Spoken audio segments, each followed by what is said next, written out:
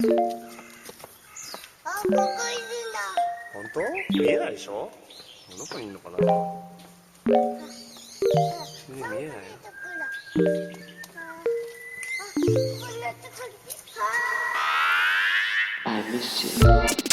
What's good, Internet? It is Friday, November 1st, 2019, and you are listening to Waypoint Radio, episode 276. I'm your host, Austin Walker. I'm joined by our usual crew, Cado, Patrick, and Rob.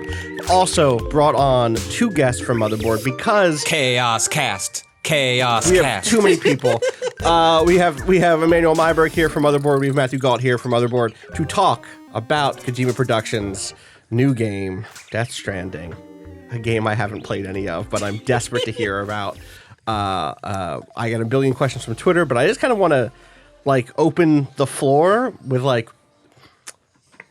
what is it and how is it? Really broad. As Rob, are you working on a review? Matthew's raised his hand. Yes. Look at this. Matt just took control of the microphone. Good luck. I'm going in. Godspeed, Put me in, Matthew. coach. What's up with Death Stranding? It's a game about death, America, and high-speed package delivery. And that's it. All right. Well, thank you for joining us here, Waypoint Radio. That discourse was simpler than I thought, you know? Yeah. Just nothing to unpack there. Yeah, you're Norman Reedus, and you got to take packages from point A to point B, and there's ghosts in the way. I'm going to have to look. This is going to take me a hot minute, but Austin, you will remember this. We'll return this when I can find it. But yeah, I remember telling you. Yeah, I got it. I know exactly what to search for.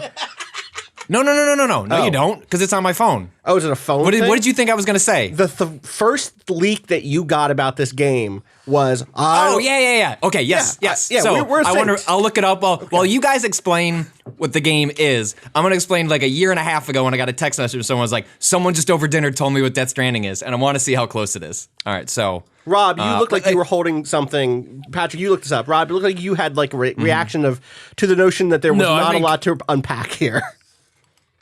No, I think Matthew had a good summary of the game's themes. I also think mechanically it's very much Hideo Kojima made a walking simulator. And he thought long and hard about how he would make a walking simulator, and he made the shit out of it. Cado's clapping. It's just the thing I sent to Manuel last night. I was like, I want to hear about the world's first true walking simulator.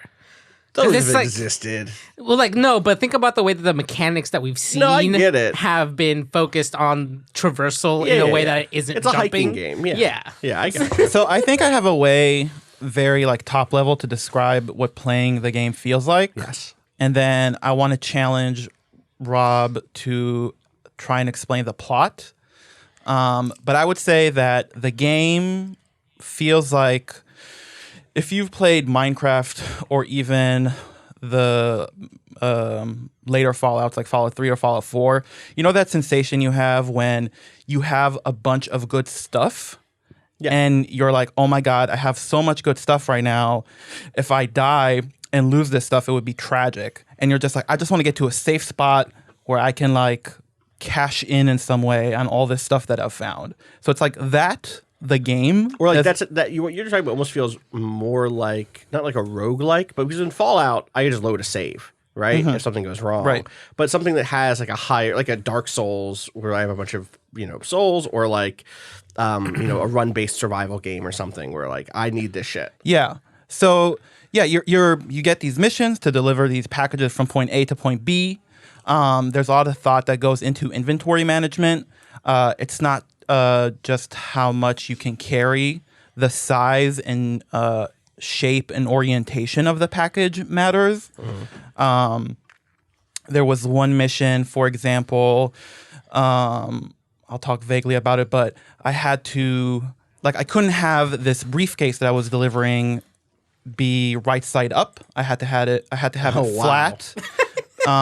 Because if I didn't have it flat, it would get ruined faster for reasons that made sense in the logic of the game. Okay. There's another mission where there are these little, what are they, the cryobites, or what are those bugs called that you pick up? There's a mission I just finished where you have a container and these organisms are in it and they need to stay alive, so there's ventilation at the top. And so you put it on your back or on, a vehicle that you get access to, and it needs to make sure that it's at the top of the stack because a lot of times you traverse through water, and so any water that gets in there damages the package. Damage to the package reduces your likes and your score at the end. Yeah. So it's like, to be clear, the inventory management is not like an abstract menu. Everything appears on your character in a real way. So it's like there's the backpack and Define real. in a physical. It's physically manifested, right? Like it's like when you hold a ladder, it's on your person. Right. Like games abstract that in a way that are aesthetically pleasing, but this game reverses that and says actually the aesthetic is like the bulkiness and the trappings that come with that. That said, I also appreciate, I don't know if I imagine players will go different routes to this. I love to hold that triangle button and have the game auto-arrange all that shit on top of me, and I move on with my life. You can choose to do you want to hold this in your left hand? Do you want to hold it in your right hand? Do you want it on your back? Do you want it on the side piece of the motorcycle? And you can do all of that manually, and if you are the kind of person that derives direct pleasure. And I said this on our previous podcast, I derive pleasure from the Resident Evil inventory management of change this grenade launcher, this herb, that sort of thing. And there's a lot of that here, but I personally, in the 8 hours I've played, didn't find that to be particularly pleasurable. And so the game at least recognized that and says yo, do you want us to just organize that for you in the most efficient way possible? Right. So basically that you your center of gravity is such that then you can hold left trigger and R2 and L2 to grip everything, kind of keep it centered as you work your way. You seem confused. No, I'm not confused. What I'm recognizing in this moment is we are talking about an inventory system without having set up the basics, the very basics of the game. It is a third-person game, adventure, exploration game, action game in some points. I'm guessing at some point. I'm not going to get an answer. In which you are traveling long distances, in which you are managing your inventory, your stamina, presumably some resources, some meters are on screen. There are elements. This is just high level. Yep. There are elements. The answer is ish. The answer is everything ish. It's action ish, Austin. But let's begin. But last week you said I'm a huge encumbrance guy. Yeah. Buddy, your ship has come in. I'm excited. Same day delivery. Norman Reedus is here. I just want the listener, because we have a lot of listeners, and we actually have a lot of listeners who've not watched a trailer for this game. I just we were talking about piling boxes on top of the back of a guy, and so again, third person exploration, action-ish. How long? This is a number of you have beaten it. How long is this thing? It depends how much side stuff you want to do, right? But it's very long. I would say I finished it in 40 maybe 40 hours. I think 62. I did 50. I think I did a little bit more than you did, Emmanuel. Wait, Rob, did you say 62? 62. 62. But you have to understand. Rob has given me some indications of things he's been up to in this game that theoretically, at the time when he was in the midst of it, sounded like I'm building a massive network infrastructure to, as he put it, allows me to not do massive journeys. In that, I'm Rob Zachardy. I've tricked the system. And then as it turns out, it took him the longest to beat the game of anyone. Well, hold on. You see, once you built that system, there's the pleasure of running it. You don't build an empire and then say, job done. Sure. You run that empire. So to kind of give some context to this, I think it's important to say there's a system by which you could improve the infrastructure of moving from point A to point B, right? Okay. You build you have to deliver packages. It's a long way to go. You and other players can do things to improve the environment, right? Make the route easier. Yes, we're allowed to talk about that. That was in the big TGS drop that came a month ago or whatever. Does that stuff... Gotta drop ladders. Yeah, so from that trailer, what I saw was kind of asynchronous play, sort of like Dark Souls notes, except what you're doing is straight up leaving ladders for people to climb. You're leaving like recharge stations or shit like that. Ropes. And then I even saw shit that looked like a road or something. Is that Yes. okay? Roads. How does all of that work? Like, how are you not just turning a corner like 30 ladders are here? Is that stuff actually like automatically managed in some interesting way? Does it work? It definitely got a little crowded in my game, but never to the point where it was saturated the way like a crafting MMO could sometimes feel like, oh, there's like 50 half-constructed pieces of garbage here. Yes, totally. That like you would come to a really challenging bluff in a mountain pass.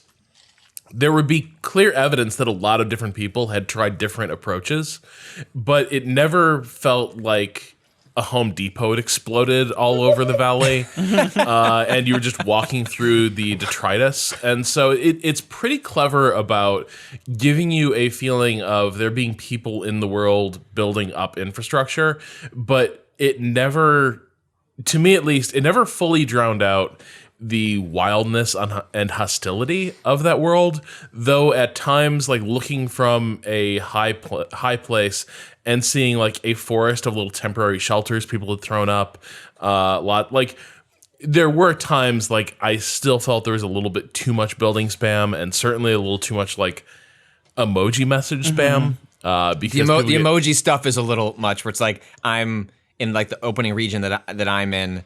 It's like every 15 feet. Jeez. It's like, here's a little smiley face. Here's a little icon. So it's less that like you see way too many ladders or bridges. Like that stuff seems to be, and again, this is like only when press say and pre-release. like, friends and family. Like I don't know that it's not going to shock me if that's something that maybe gets tweaked as like it goes into a wider populace. But I actually wish the game gave you some like a little granular level of control over like how much do you want to see? Like, do you want, like, it does let you, there's a option for spoilers on and off, which I'm not sure what exactly it's controlling there, but it's basically like, do you want signs in the environment that spoil things for you, or do you want those off? And it's off by default, but you can turn them on. I presume that might be like ambushes, or I don't know exactly, or like a BT appearance or something. I'm not sure exactly what it's controlling, but even me sometimes in the opening area, it's like, it's just a little like it's a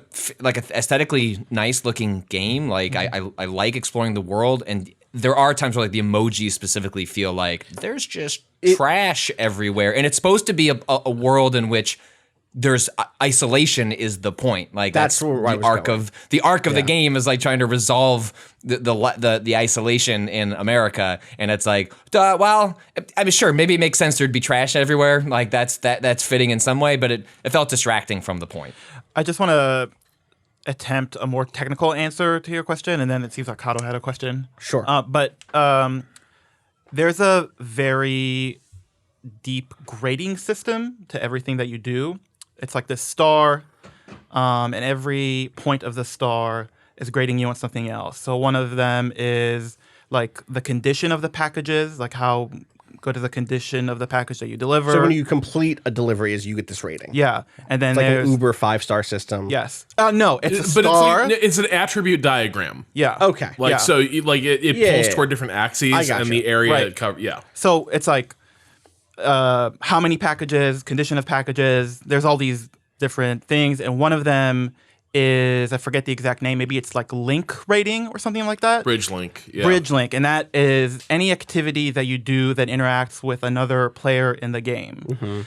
And every time you increase one of the points on the star, you get some kind of reward. And the more link stuff you do, the more players you connect with. And as far as I understand, there's a limit to how many players you can connect with overall, and that prevents you from having, like, you don't see all the stuff from all the players throughout the game. Yeah. I think the way it works, some of this is intentionally vague, I think, but it's like, I think you're like in a group with 30 players and you see their stuff. It's not a selected group. You're not like, we can't have like the Waypoint clan.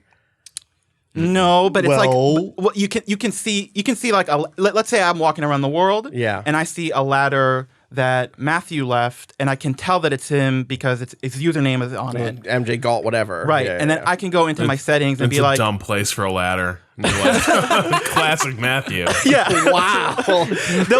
there'll be a list of all the players whose stuff I encountered, and I can be like, okay, that player, I want to link with him, Cool. and then Link I'll and see build. more of his stuff. Finally, a game where I can link and build. And yeah. when you encounter a thing in the world that a player left, you can leave a like on it, and there's something that really works about that when it's like, sometimes I'll leave a ladder somewhere. And then I'll come back to it and it has 0 likes. And I'm just like, oh, I guess nobody found this useful. And it's like, I left a rope somewhere. It's like, when I was doing it, I felt like I was doing something really smart. I was just like, I was cutting a path where the game, I think, whatever. It's like, there was a long way to walk up a mountain. Yeah. But I just kind of shimmied my way up and threw a rope down behind me. And when I came back, it had like hundreds of likes. And that felt so good to like do something in a game for a bunch of anonymous people and like see that they actually found it valuable. And then like it felt good just because that's what it is, but then also because they liked it, it increased my bridge link rating, which meant I can link up with more players and have more of those kinds of interactions. So wait, are those okay? Wait. Because previously it sounded like the bridge link thing was a score you got when you turned in a package. Yeah. But is it also a thing that's just like a stat that's increasing? Because you said that it increased your bridge link so that you could connect with more people. This is convoluted because you get scored at the end of a delivery. Yeah. But that score, especially for the bridge link stuff, so it's like when you deliver a package and you get your score, it will take all the likes for all the stuff you've left throughout the game and just like pile that on top. Oh, weird. So it's like, it will go back to, it's like, let's say you left a ladder like way early in the game and somebody left 100 likes on it, it will like it will add that to the score. And that will increase your bridge link. And that score, to be clear, is persistent. It's like so it is like an overall rating that grows. Yes. Not a one-off. You've done okay. Okay. Yeah. Gotcha. God, there's okay. So I think maybe the thing that would be helpful for me is, and we haven't even touched story yet or anything like that, but staying on gameplay stuff. Walk me through what an interesting one of these is, because for me, I'm already in on the notion of like, let me go on a nice hike and like put a ladder somewhere and figure out how to get across a chasm and stumble down a hill because I didn't save enough stamina and lose some packages. I'm down, like, but I'm curious: are there examples from your play sessions where you were like, this journey fucked me up, this was great, that you can actually talk about without getting into like story details? Matthew is nodding his head furiously. I feel like I can't. I feel like a lot of that stuff is stuff that happens in the back half. No, I got you.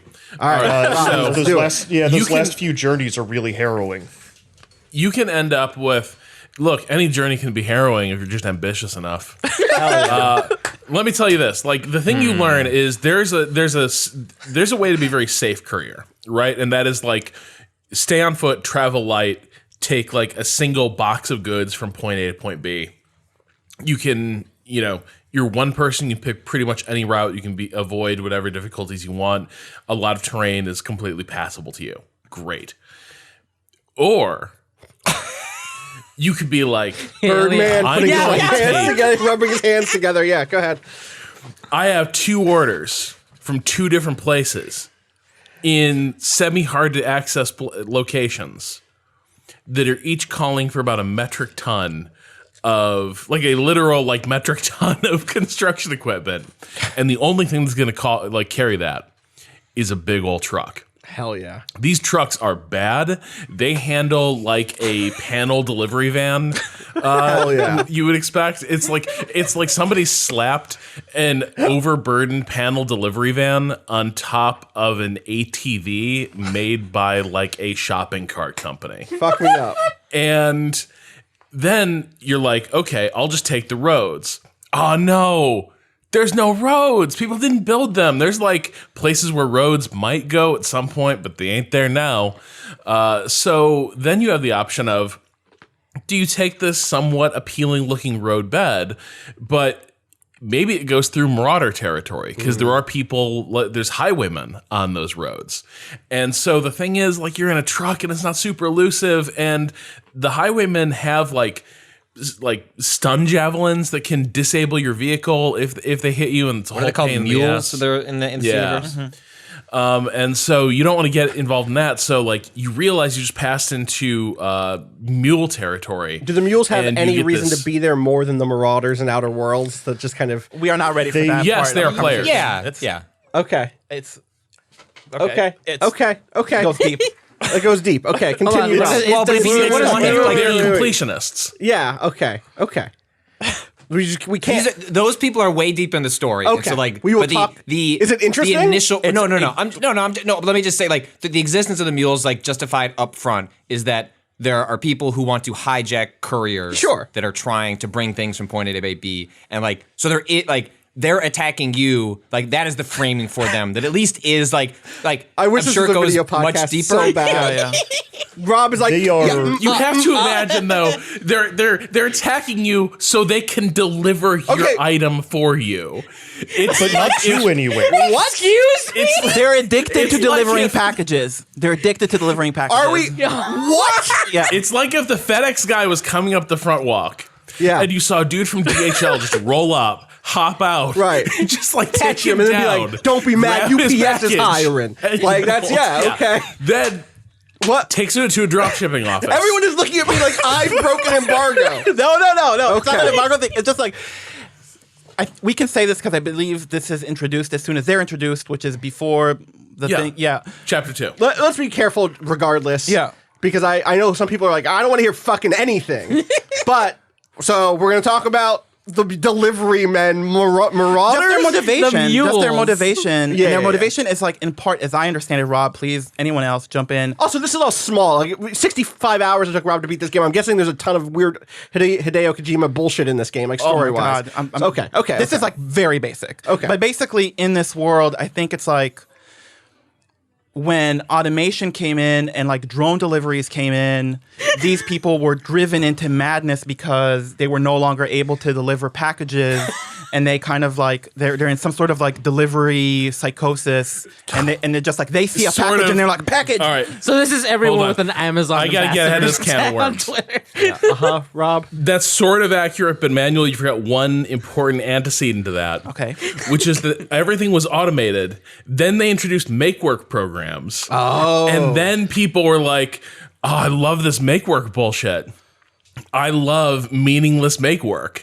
And then when the country collapsed, people were like, damn, I can't live without my make work package delivery job. So then they went Mad Max and were like, I am going to fill my drop shipping location with all the parcels. All right. So that I will always have things to deliver. In some ways, pumping the brakes here to fill this detail in is exactly what I want. Is exactly the thing I'm talking about when I'm like, talk me through this journey, because I wanted to get the kind of density of what a particular journey is. I do. Well, let's come back around to the question of what all this means and if it means anything and if it's coherent later. Let's So finish there this I am in journey. my sweet rig. Yeah, your sweet rig. And I'm like, I enter Rob's mule acting territory, sweet and rigs.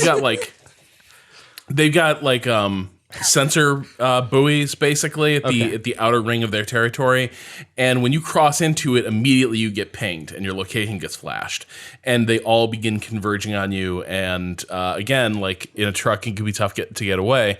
So you do what any normal person would do, which is panic. Yeah. Go evasive. So wait, throw what that do you, truck. What do you have? You have the truck and you got some packages? I'm not. My truck does not have a missile launcher on it, right? Like I'm about to drop a Metal Gear on these guys, and like You got a rope. You have a fighting rope. Is basically your one. Your is it like the they call Watch that Dogs thing 2 one where I can like hit people with it, or is it like just like a choke out device? It's a rope made out of Yeah. blood. Shut the fuck up, Emmanuel. I mean, I think that's right. It's true that he's not lying. Shut the fuck up, Emmanuel. I think it's a blood rope. Use a blood rope. Blood is really important. That he has ropes, presumably regular ones. Yeah. Why would you choose to No, use those those? is a different rope. Shut the fuck up, Emmanuel. I'm just reporting the facts. Blood rope. He wouldn't have survived out in the wilderness if not for the blood rope. Is that because his blood is? Your truck I doesn't don't- have anything, just to be yeah. clear. Well, Yeah. So Yes. you just floor it, and you're starting to go cross country, and for a while you're like, "Hey, this green meadow is almost as good as a road."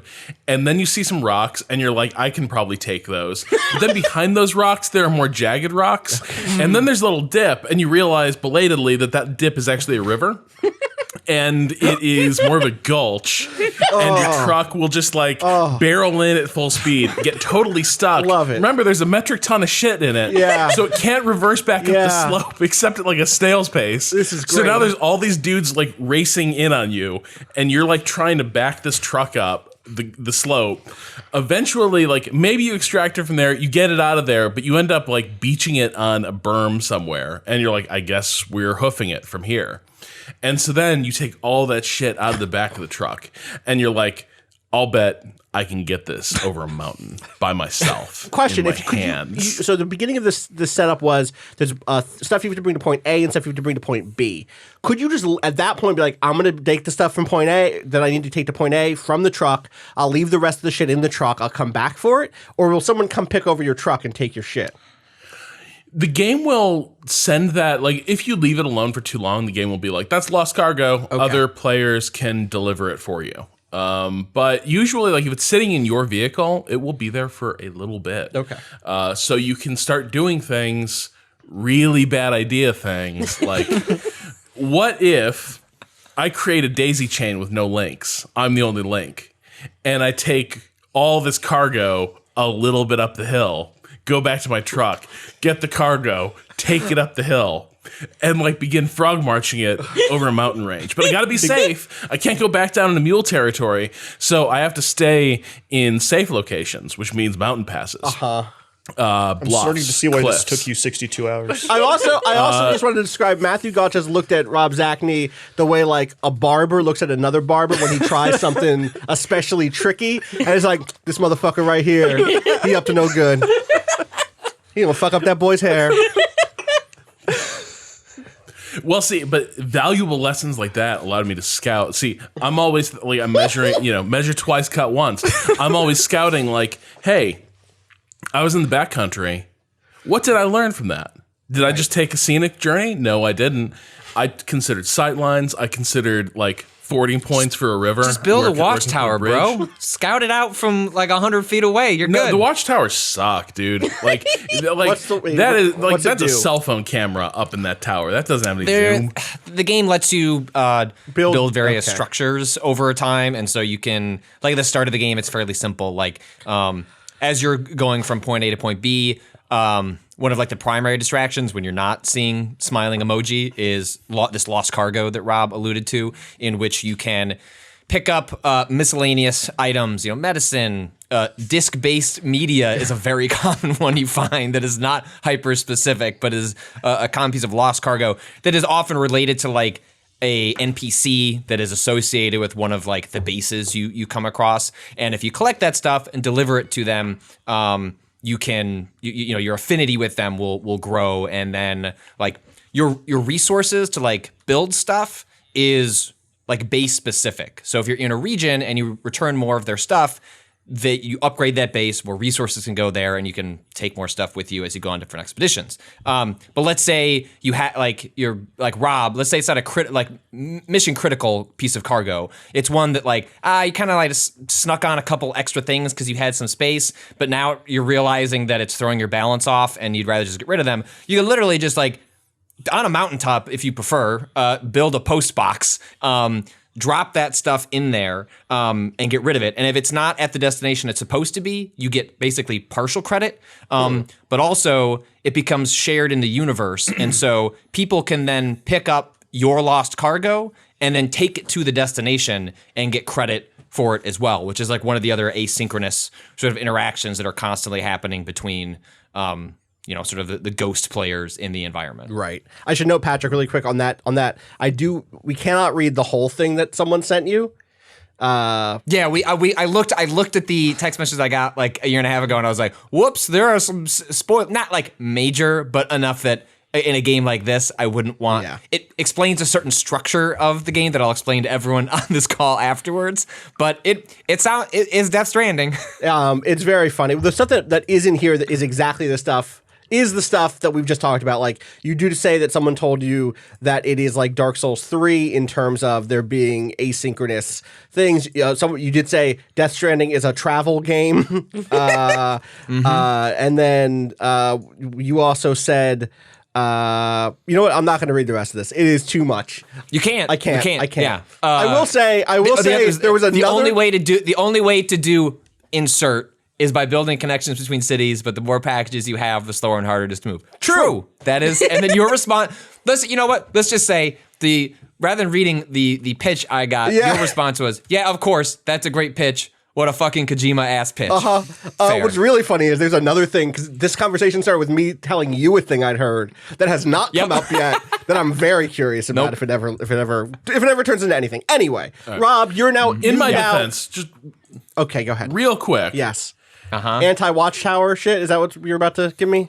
Watchtower is just not a useful investment. I don't think you know. I love recon. I just don't think the Watchtower provides the bang for the buck. I love this. This is the shit. Because this is okay. So Rob, you and I both like the Stalker series. You and I both as in terms of like the literary and cinematic heritage there, but also the video games. And I love that game. But one of the things that it's a first person shooter that does a lot of really, really, really cool first person exploration and resource management stuff. But it does not do a thing where you're like debating with your friends whether watchtowers or blood ropes are a better investment for reconnaissance or whatever. You know what I'm saying? I'm not dissing the Stalker series here. Ahead of its time, blah, blah, blah. Like, I know that you get here without Stalker slowly pushing the world in this direction, the world of video games in this direction.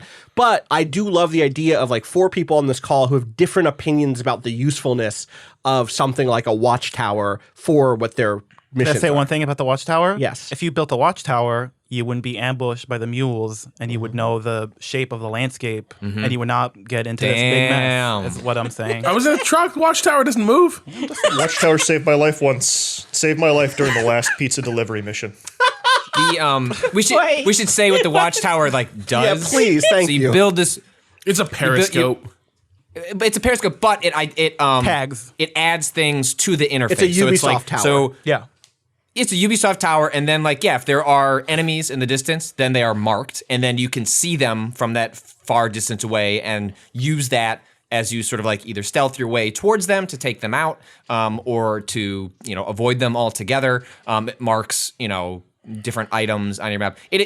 I agree with Rob. Like, I was disappointed when it's like, I just built this fancy ass watchtower and all I get is a 1x, like a 2x zoom, like to go a little closer. Because really all it's doing is like one of your primary pieces of equipment is a radar dish sort of thing that detects these BT invisible enemies and then also marks things that are near you. But it's only within like a pretty specific radius around you. And a watchtower is basically just like, what if that, but like much further out. Gotcha. And so its usefulness is limited. Rob is right that like it's not going to help you understand like a vertical sight line up a mountain because you're going to be looking down. So it's like in terms of like necessarily mapping like a specific path, its usefulness is limited. But in marking enemies and just like a general sense of a space, also can't like you probably have like way too much material in this game at some point anyway. Like, are you ever actually resource constrained in terms of like stuff to build? Yeah. Really? Oh, Yeah. okay. Yes. Yeah.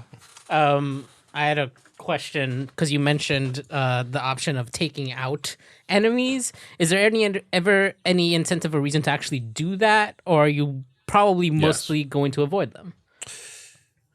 Rob says yes. Matthew says, I have a question for Rob, but I feel like it gets into spoiler territory. Curious how that thing worked out for me? Yeah, I wanted to know how that ended up. Did that experiment go well? this shit fucking sucks. Did not go well, man. So here's a thing you learn early in the game. Literally the thing they showed at E3 like 2 years ago, where it looked like at the time I thought it was like an off-world, like I thought it was a space game, where it was like they're on a haunted planet. Oh, is it with the like the light? Sorry for my bad Foley, but like the Norman Reedus character. The Odor Deck also, Norman is what Reedus it's is in this called. game. If you don't fucking know, like, it's called the Odor Deck, which is a dope name. It's from one of my favorite short stories. It's from Cares of a Family Man. Cares of a Family Man by Kafka. It's like a little short 2-page short story. It's fantastic. Go read it. Go read all of Kafka's short stories. That motherfucker could write. Let me tell you, that shit slap. but he has this little arm with like a light. He's like a little like robot arm attached to a backpack. That sometimes. We didn't talk about this. There's some supernatural shit in this game. I guess we were talking about the blood rope. Once you get to a blood rope, Let's throw it in reverse here. Okay. Hey, y'all. What's happening in the United States of America in the world of Death Stranding? So this was going to be my challenge to Rob. Yeah. Which is to explain. I think the best place to start is like, what is a BT, or like just explain That's the the whole big robot from Titanfall 2. Oh, right. Oh yeah. That's BT. Rip. Well, not really. Anyway. No, I mean, People should go play Titanfall 2. Yeah, it's fucking great. That game fucking slaps. Yeah. Anyway, Rob, what's a BT? It's a beach thing. A BT, a beach thing. oh, that's my T-shirt that I wear during the summer. What's a BT? Oh, it's a beach thing. Well, you wouldn't understand. Really won't for hours. Things. Okay. So the first thing, like, here's what I genuinely like about this game is that it starts out, you know nothing about this world, and it plunges you into some weird shit from the first. You start out, you are on a you're just like taking some shit cross country. Real quick, you I'm appear just to gonna be ask, yeah, but you said you're being stalked or something. Is this a moment where not knowing shit, did that work for you? And if so, do we want to give people an off-ramp here really quick to be like, hey, or Cado, can you put a timestamp in? No, I mean, you and I don't give a shit. I know that, Rob. But again, I know how I have been through it with the Kojima discourse before with people who want to know nothing. But I am curious, did knowing nothing... They shouldn't be listening to this conversation I know. to begin with at this I'm just point. being very careful for the folks who And there's want to know also- there's mechanic also- stuff, but exactly. I not... was want to know gonna say. mechanic stuff, but don't want to know any story stuff. So, like, here's a jumping off point. Cado, just make a timestamp. I know we'll get into story stuff going forward anyways, but yeah. Anyway, so Rob, continue. So no sooner have you like turned in your first quest stuff than you are given an emergency mission to take a corpse for disposal. That like you show up and you are met by some guys in basically like workers' coveralls, and they're like, we got a rush job. We need to get this guy to the incinerator pronto. Yikes. He's been dead 24 hours, and he's about to pop.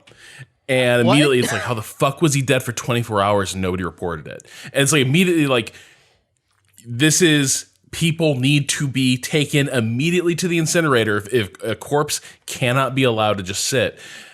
Why? Who knows? But everyone piles into this truck and they're like, all right, run like hell for leather for the incinerator.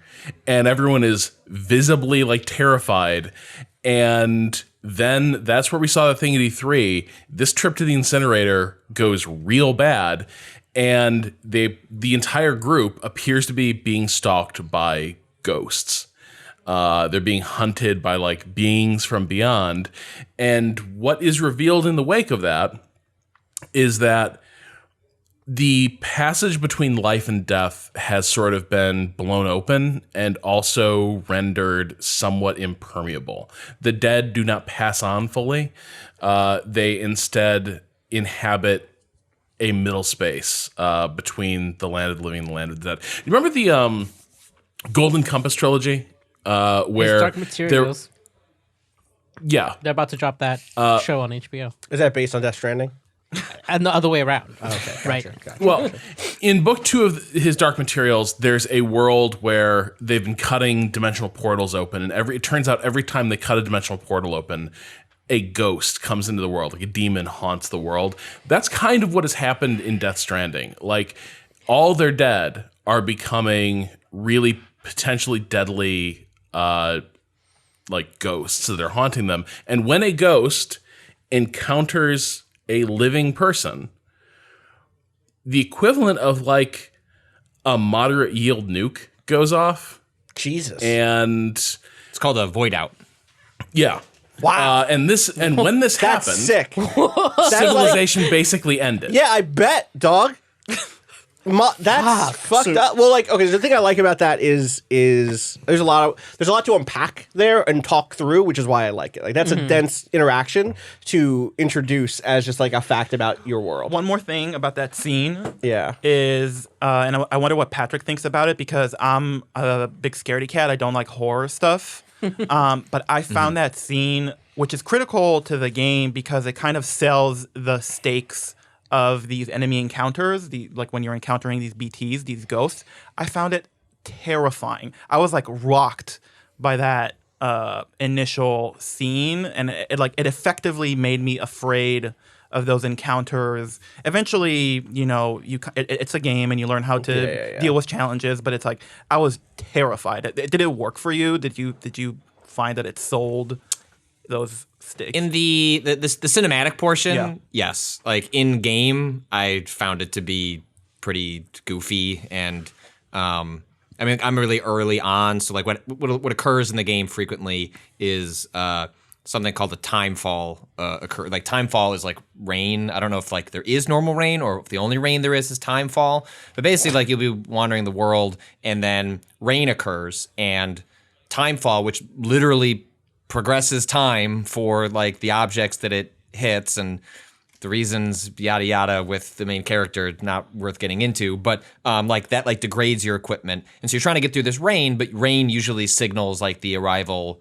of BTs, and so when that happens, you get the footprints, like there's a mechanic to hold your breath, but I don't know how it changes going forward, but like I found the cinematic portrayal of like these handprints and footprints around you to be really effective, but like in the moment in the game, like I wasn't able to like, other than maybe the first or second time when I was like, I don't know what's going on or how to get around this. After the third or fourth time, it sort of just became a challenge in the way that a mountain is a challenge. But I don't know how that changes in the game going forward. Does that stuff? So they showed like a fight against a BT at TGS that looked goofy to me.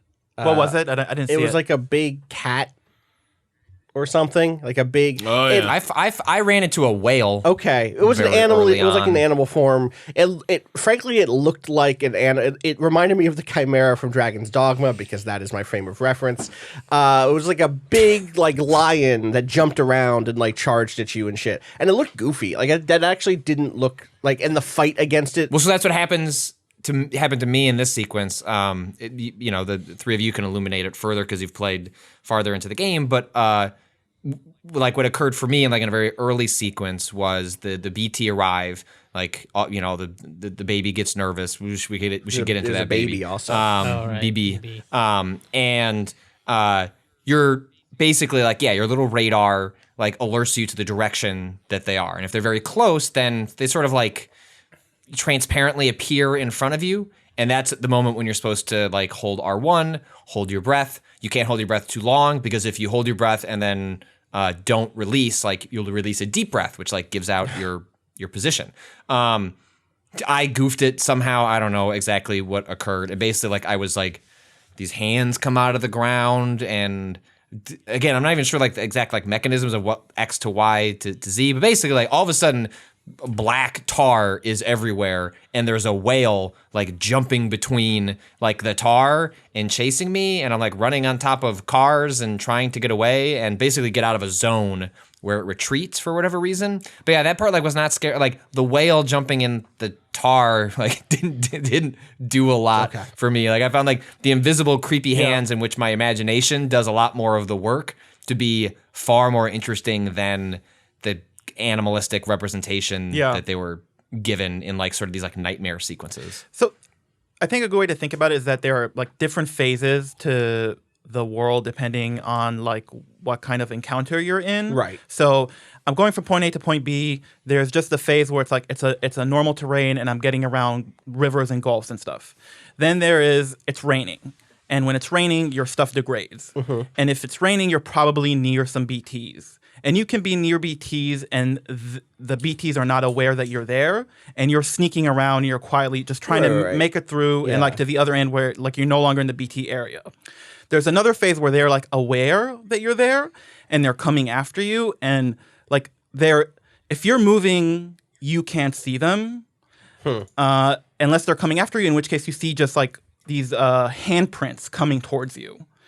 And when those handprints are on you, they try to drag you into this pool of tar appears, and they try to pull you in.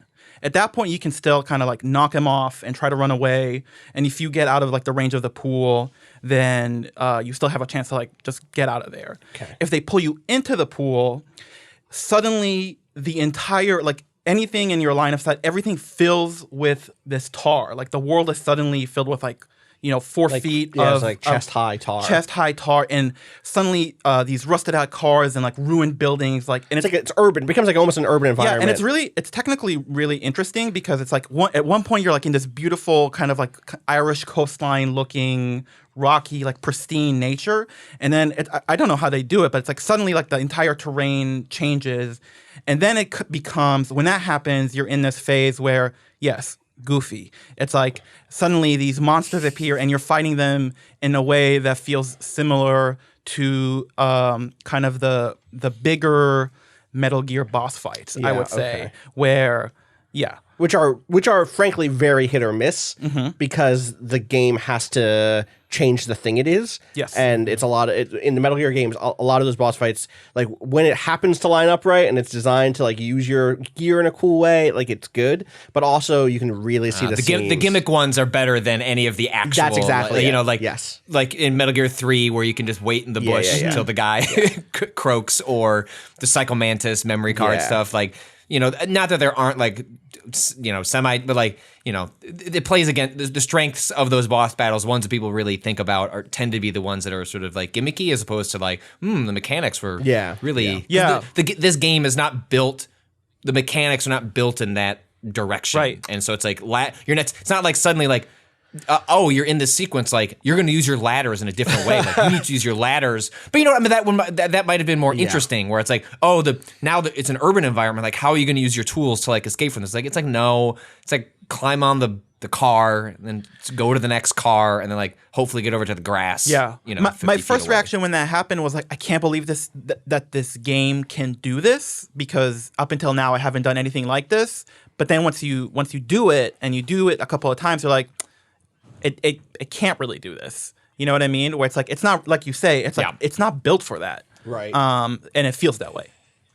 And it always felt like it was getting in the way. It always felt kind of annoying when those moments would happen. Not necessarily the stealthing through the ghosts part, but when you had to deal with the tar and jumping from building to building, it typically didn't feel fun. I don't know if Rob and Emanuel, you felt the same, but I never enjoyed that piece. Well, I must have seen those big cat things like 3 or 4 times, and I think I was only supposed to see them like, I think it went to them twice for like a boss encounter I was supposed to have, and then sometimes I just stumbled into them. And each of those times, these were not hard fights. I could win them. I just didn't want to. Like, there was one where it's just like, I'm reloading. I'm not doing this fight. And the thing that, like, this is actually where I do sound a really sour note on this game.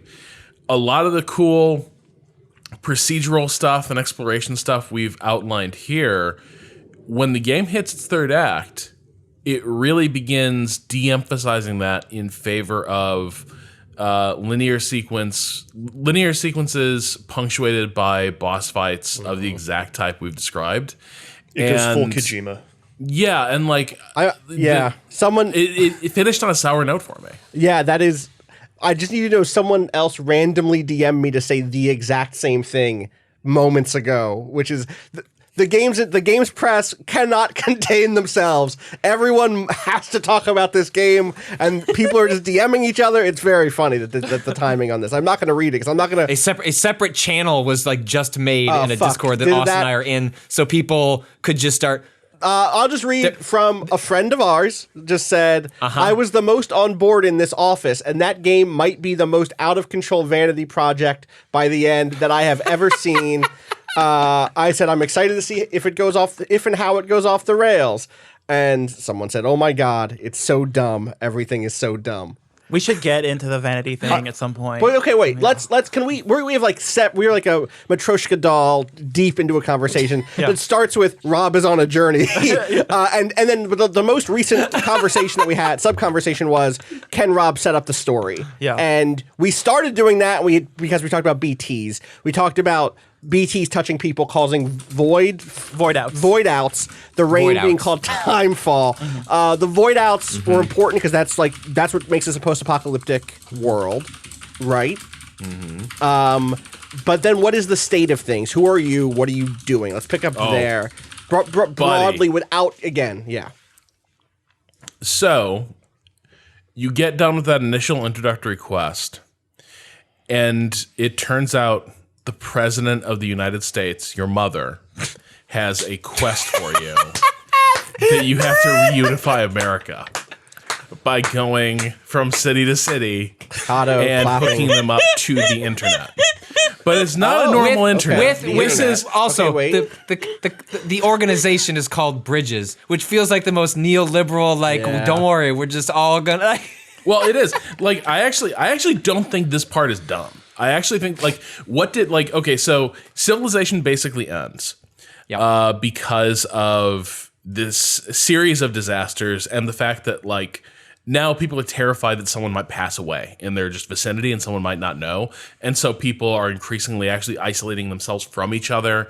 People are scared of living in cities because all it takes is one person to not get noticed till they pass, and it's basically like a nuke goes off. But Bridges has basically become one and the same. It's like if UPS became... Actually, the Amazon's probably the more direct comparison, but it's like if Amazon became the U.S. government, but they still maintain two separate entities, right? So it was us.amazon.com is the government website, and then there's Bridges, which is the shipping delivery service. You work for Bridges, but the president, her chief of staff, is the CEO of Bridges. They're one and the same. Your mission is to go reconnect the world, reconnect America to the internet. Coast to coast. You're going coast to coast. And you are going in the footsteps of your estranged sister, who went out there with an expedition 2 years ago to do this exact same thing. So the first expedition succeeded until it didn't. Things clearly went wrong. The plan now is we're going to do the exact same thing and repeat the exact same steps that failed. Crucial thing about this internet you're hooking up. Ever since the border with the land of the dead was breached, a ton of exciting new resources and physical properties entered the universe. And so, while it is unfortunate that the dead sort of haunt us and can, end cities at a moment's notice. On the other hand, there's some very exciting breakthroughs in material science, in faster than light communications, and energy. And so basically, it's like if Exxon opened a hydro plant on the River Styx, and then also, Amazon began routing its servers through the land of the dead because time doesn't exist there. Right, of course. This literally isn't let's monetize the rot. Yeah, but weirdly, the more they keep, everyone, very early on, they keep observing, boy, the more we hook up to the internet, the more demons there are haunting us. And when you build a highway, this is fucking great. All this shit looks like the tar for the most part. When it is in its useful, refined form, it is like gold. But when it is in its spent and decaying form, it turns into that tar-like substance. When you finish a highway, it is a ribbon of black tar that is steadily dissolving upward into the sky where the demons come from. And so you will have these macabre expanses of highways that are dripping black blood up into the sky. And it's not a bad meta. it's on the nose as hell, but on the other hand, like Kojima found an interesting visual language for like the nature of the carbon economy, right? Like it's all a civilization built on dead things. Like literally a thing that comes up is, we keep finding evidence of mass extinctions being related to this phenomenon. And so he does settle on an interesting analogy for what we have taken as the basis of the modern economy. That's my read anyway. Yeah. So again, the thing for me that's so attractive about this stuff or so interesting about it is the certain sort of like density of symbolism or density of symbols through which we can begin to like unpack, especially because the game has given us verbs to interact with those symbols that are not just a gun, which is exciting for me. Is there anything else in this big, broad part of the, like, telling the story? I guess if we go back up another level, Rob, you finish that delivery, you get all your stuff to points A and points B, you drag your shit the rest of the way? Yeah, I mean, like, so when I'm done with it, though, now I've also got a series of great locations I've scouted to build future bridges, ladders, and that stuff just pays off in spades. Like I went from Bridge Link 10. I did a couple missions once my little zipline network was finished. Everyone made fun of me for it at the start of the show. I went from Bridge Link level 10 to Bridge Link level 55 in like 2 hours. Wow. It's a good because I am a builder. I guess. Oh wow! Oh, you built that, Rob. I did. God, can we talk briefly? But we should take a break soon because I also got a lot of questions in on Twitter that I want to go through while I have everyone. But so what we've talked about is like systemic stuff, kind of early story, like early narrative setup. But we've not really talked about storytelling or characters very much outside of it's Kojima bullshit. Or it's like Kojima on his shit. For me, like my biggest question coming in structurally is how much of that stuff is there? Like I think about Metal Gear Solid 5, where it's like mostly there's like a handful of cutscenes, but mostly I'm running missions. Mostly I'm picking up a tape now and then. Maybe like a mission ends with a cutscene. But I can kind of ignore that stuff and enjoy Metal Gear Solid 5 as an open world action game or a sort of open world action game. Even though I'm annoyed by things like the way Quiet was written, or kind of like disinterested in some of the other big story beats. Is that stuff, one, kind of quarantined in a similar way, or is it constant? And then two, like, how is it? How frustrated am I going to be by the way Kojima writes women? How frustrated am I going to be, or how interested am I going to be beyond the kind of core metaphor that you've set up here, Rob? Matthew? One of the things that struck me in this one is that he did write women better. It's still not perfect, but they are characters. They have motivations. Wow. How low is that? Sorry, that was wow. That's Is the it at the low- bottom of that gulch that Rob went over and lost all his shit? That's the low bar that Kojima has set, writing women Yeah, characters. but we I'm can sorry. set a bigger bar. We can set a higher bar. We're still allowed to criticize Fair, him even fair. if he did better. We don't have to grade him on a curve of his own past fuck-ups. Like, we can still be like, he should, like, I don't know. I look at this game and I look at the list of characters and it's like Die Hard Man versus Mama and Fragile is the other woman. And I don't know, like, Rob is covering his face and like stroking. It all sounds bad. Is there a butt here? It sounds much worse than it is. Yeah. It's the new Hideo Kojima game isn't sexist t-shirt is answering a lot of questions. But wait, is it not? Like, is Fragile an interesting character who is not just the thing I'm afraid that she is? I thought so, Okay. Rob. Yeah, like I thought these characters they are trafficking in archetypes. Like the character named Mama, everything is centered on feelings of maternal responsibility, guilt, obligation. Like that is the arc of that character until it abruptly takes a turn into some other territory that's a little strange. Not creepy strange. It's just there's weird things. There are weird things in this game. For instance, So your character has a really strong touch aversion. And everyone keeps being like, I just want to hug you, man. And he's like, don't hug me. And it is held out. It's called a phobia. Like it's straight up called. Like it's not just like I don't like being touched. Right, like, but nobody up, like, fucking gets it. Everyone's like, oh damn, like still with that phobia, huh? You're not just gonna let me. You're not gonna bring it in. A physical component too, where he actually gets bruised if people touch him. Right, and so that's a recurring motif here of he has a physical condition and a psychological one, and everyone's like, damn, man, just bring it in. Why you gotta be like this? Just come on, big guy. Let's, tuck in. And then you read a bit of lore in the world about people who identify as asexual. And it is at once trying to be inclusive there's a long passage about like, hey, this is an identification that became much more prominent in the late 20th, early 21st centuries as a lot of new self-identifications were recognized and validated. Nevertheless, a lot of people are identifying as asexual now, probably because the world is fucked up.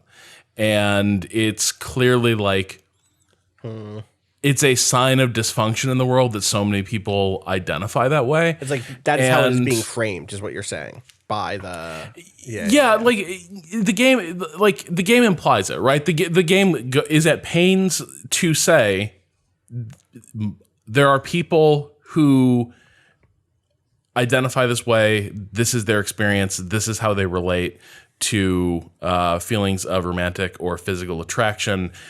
Then the game extrapolates from that. But also, in this world, birth rates are declining and more people say they're asexual, probably because people are afraid of making connections in this world. On the brink big of the brain apocalypse. between each other. Yeah, ropes and ladders, etc. So Right. Afraid of being touched. Right? That stuff is like so like 101, complet shit that is like not particularly, again, like this is the dilemma for me with all of Hideo Kojima's games. Like I want to lather on praise. I find myself on first blush lathering on praise because unlike many games, there is so much thought put into filling it with dense iconography that suggests deep readings are possible and elements where deep readings and relevant readings are right there, stuff that really resonates.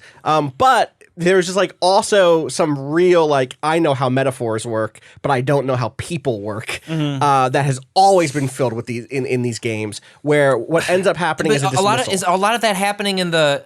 Isn't a lot of that happening in like to set up like where a lot of the lore exists? It's so there's the cutscenes, but then as you complete missions, you unlock what are called interviews, and so basically in like your you pull up this tab, you have this like wrist device that like connects you to your map and yada yada Sorry, yada. it's a computer and it's handcuffs. I'm just saying. It's your computer. Fucking and God! All right, Black Mirror. I'm just saying. And then you can pull up these interviews where like they're long lore dumps and basically about like they seem like news clippings and things like that. So Rob, is that where that bit comes from? Like, is it? Like, okay, because I often wonder. I have no idea, right? Like, I often wonder, like, specifically in this game, given how much of like the background lore, the world building, a lot of it occurs up front in these cutscenes, but a lot of it is in these interview dumps. Like, how much of that is like extrapolating from a Bible? How much of that is like, is Kojima really sitting? Like, do I really think Kojima's sitting down and writing all of those interview bits? Like, probably not. I can't say that for sure, but it's interesting to see where the game pulls it, like where it chooses to fill it in. Does it choose to fill it in up front in a cutscene, which is like a story level like A, or is it like tucked away in these optional interviews that you don't have to engage with, you don't have to look at? They are a completely separate part of the world building like tools that it uses. Sorry, I was drinking coffee. Yeah. Continue. Go ahead, Rob. No, I think that's a fair point. Like there's a lot of weird stuff hidden in those emails and lore dumps, but stuff that is also of a piece with the main through line of the story, which is this game ends up in a really weird place with regard to on the one hand, it's trying to be satirical, right? You are paid partially in likes, and likes are an important currency, and people get little dopamine rushes. People are like they even have a word now for like lycotocin, being the thing that is the sort of hormone you get when like people engage positively with your posts. But so on the one hand, this game is trying to be like, man, we just need to forge real connections, and people are becoming alienated from each other, and people are losing hope for the future, and that is causing them to physically and emotionally withdraw from one another and stop contemplating how they might fit each other in their lives in the future. And then the game is also like, you know what really brings people together? Video games. Smashing that like button on a ladder. Yeah, and if we just bring people together in these positive ways and like put them on the same network and get them playing games and like having them fave each other, as a matter of course, that can also be a good thing. And it ends up being, I don't know, to me it felt, that aspect of it felt incoherent by the end, because are you trying to talk about the nature of like postmodern alienation, or are you trying to argue that technology is actually, it turns out technology is going to solve that? I think it felt like you wanted to have it both ways. Oh, sorry. Go ahead. I think everything by the end, or throughout the whole thing, it's incoherent. And I think that he's always been that way. Or Kojima games have always been that way. The difference here is that whereas Metal Gear is all this nutty, InfoWars kind of, conspiracy theories and like he's like extremely fucking shout it for the back, like it is. It's like extremely elaborate conspiracy. It's like this, you thought it was that? No, it's this. And then another mask comes off and it's that. You know what I mean? But it's like fucking Mission Impossible 2 shit. Yeah, but at least it's like it's all based on this foundation of like Cold War intrigue and nuclear fears and stuff like that. And here it's like it's not based on anything. It's like completely untethered. I haven't played it, but also like 20 minutes ago, Rob made a convincing argument that a core part of this was about contemporary fears about fossil fuel, like reliance. Yeah, the people have made convincing arguments previously. Like it doesn't. The thing that you described to me didn't sound so much as incoherent as inconsistent, or as a bunch of competing coherencies that don't necessarily actually it's like come together. Incoherence on the meta level instead of at like plot point to plot point, right? Or also, I would say the difference is what Rob was describing was very visual. Okay, and I think that Kojima is a great. Gotcha. And I'm sorry that I'm using Kojima as like a short for the studio, but it's like his name is all over this fucking thing. It's crazy. Right. But a lot of people did make this game. Right. There is a visual art director who is not Hideo Kojima. I'm using Kojima shorthand, Kojima Productions. Yeah, but it's like this team, they're very good. Why it's named that, so you do that. They're very good at visual storytelling. It's like this highway thing Rob described. It's like, yes, it does read that way, but so much of what this world is just these emails that you get, and that feels completely random. It's like, here's an email about what I feel about asexuality. Here's an email about Trump. Here's an email about is that like an actual Trump? Yes. Okay. Yeah. And that was, I respect that. I respect him taking these swings. I respect him being like, I'm going to say something about this. I'm going to say something about that. I respect it, but it doesn't add up to anything, and it's like it doesn't feel like he has editors, and it doesn't feel like there's any pushback, or like there's not really conversation about like what am I trying to say. It's just like I want to say something about this, and I find that it's like that the result is incoherent. Like it's like a series of blogs instead of a thesis. Yeah. I mean, there is a thesis somewhere in there, but it's on the level of which is what connection. Yeah. It's but public works also, projects. Let's get them. Does Kojima? So this is an Animal Crossing experience? Does Kojima experience contemporary life the way most people do? Like that's a big part of this No, game. because he has more is money about, than most people. Right, Which means right, that and like so the way that he frames his selfhood is often as media consumer first and foremost. Like if you had to describe what Hideo Kojima's public persona is, for me, it's like movie fan, right? It's like if we didn't know who Hideo Kojima was, his Twitter account would be like movie fan 1972 or whatever year he was born, right? Like that's how he identifies most publicly. He's like he loves pop culture, he loves films, he loves music, like. But that's also just like part of contemporary like consumer culture anyway. But I don't think. But that's been true. That he's always been framed as an otaku, there's a reason right? people Like, always talked about Kojima in the past. Is like he's a guy who makes video games because he can't make films. But I think the difference, the thing that But he has access that we don't have. Yeah, go ahead. Yeah. he publicly thirsted for years about how much he loves Mads Mikkelsen Yes. and Norman Reedus. And like before this game was even, before we knew anything about this game, we saw all this stuff on his social media handles about like hanging with Guillermo del Toro and just hanging out with my boys, Mads and Norman. I love these guys. They're the best. And I think, and that's cool. Like, if I could do that, like, hell yeah, I would. I'd be a starfucker, sure. Why not?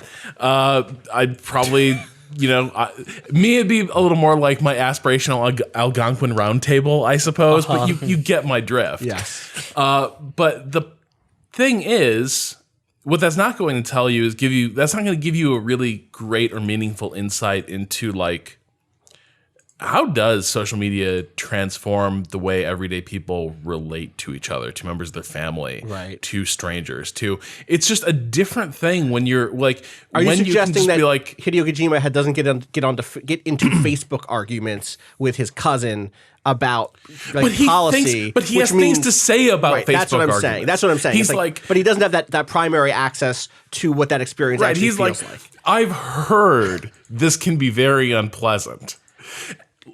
So it's like I'm going to write an entire game because I have heard some unpleasant things and I have seen some upsetting things on Black Mirror, and that informs my work on Death Stranding.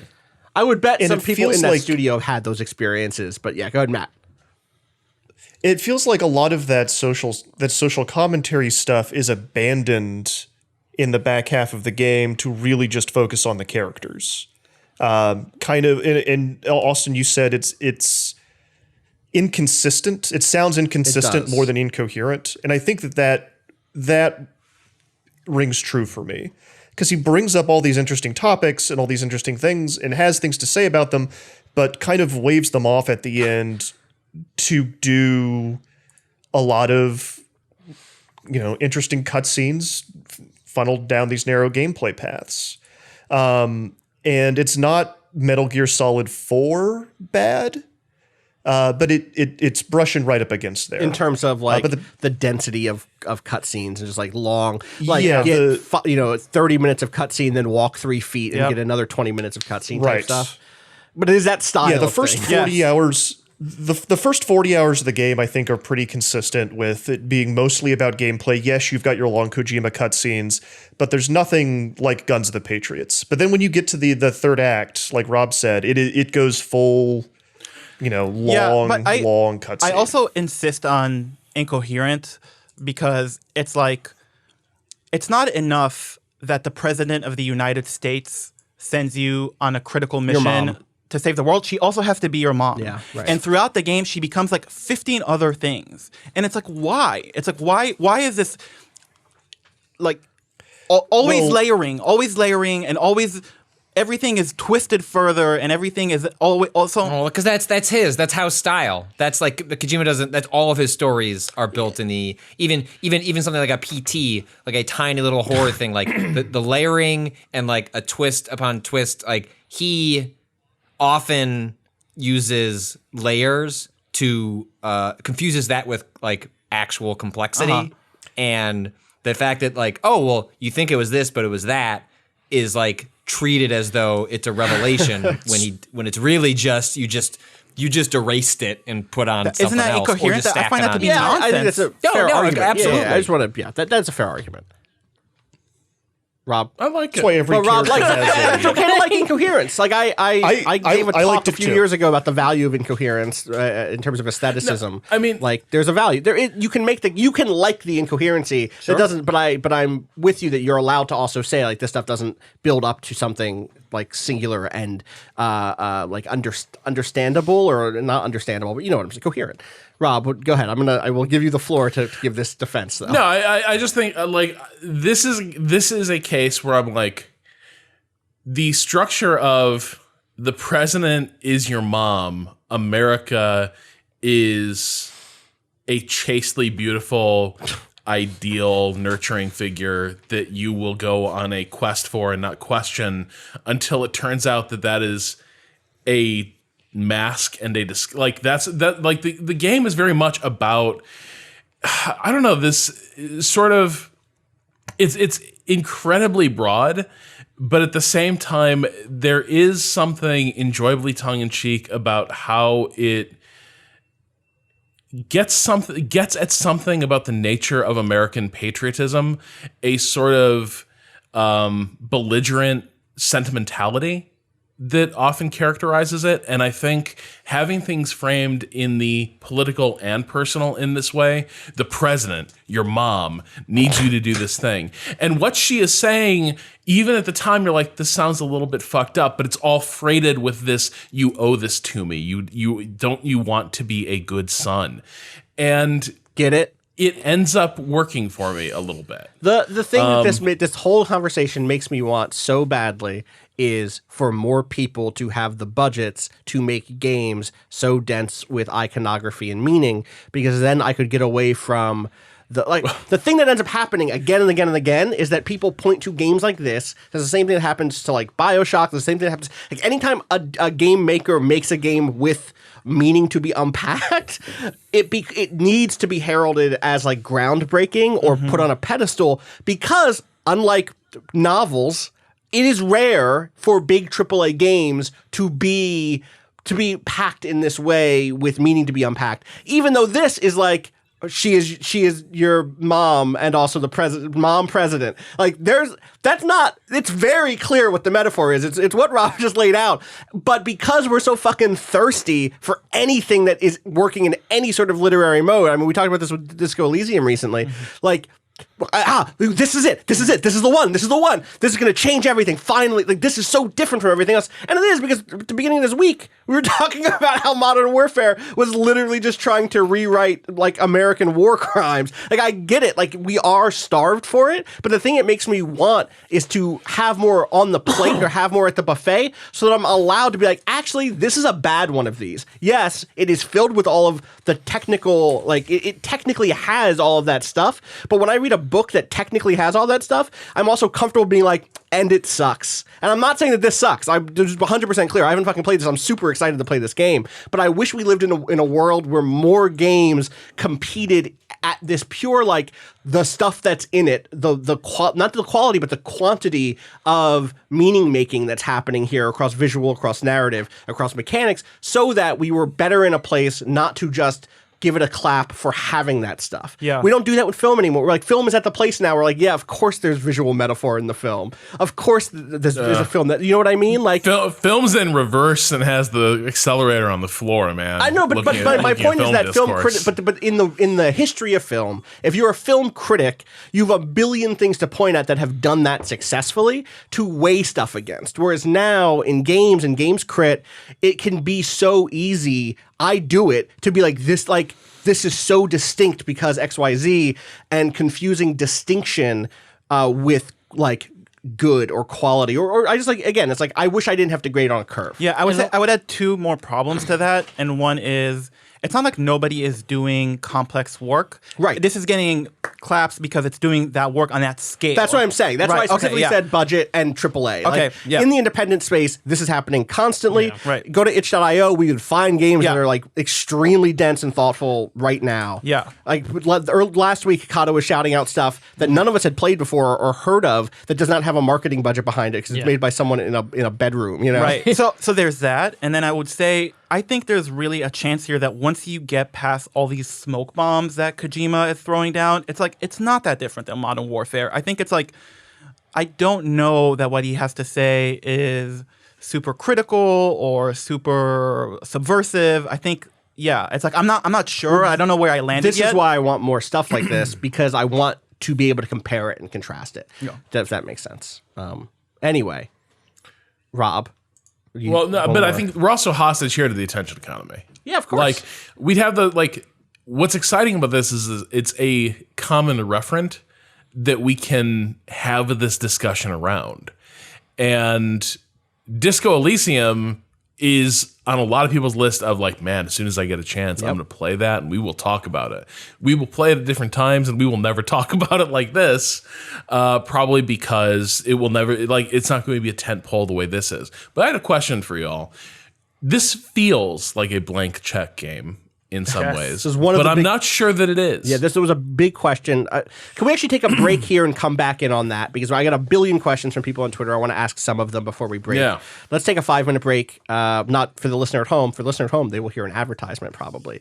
But for us, I want to go to the bathroom. Same. And we'll take a break. We'll come back to these questions, and we'll lead on that question, whether or not this is or feels like a blank check game. BRB.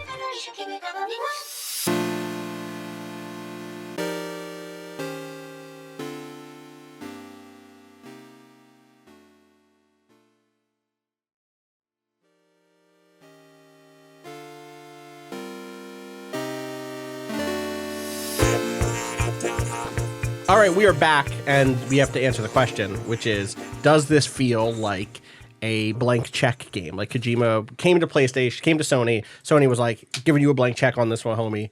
Make the game of your dreams. Let's see what it looks like. Or does it still feel constrained? Does it feel, Rob, it seemed like you were saying like it actually doesn't feel like that to you. I think there's two things. The environments they have are really beautifully realized and detailed.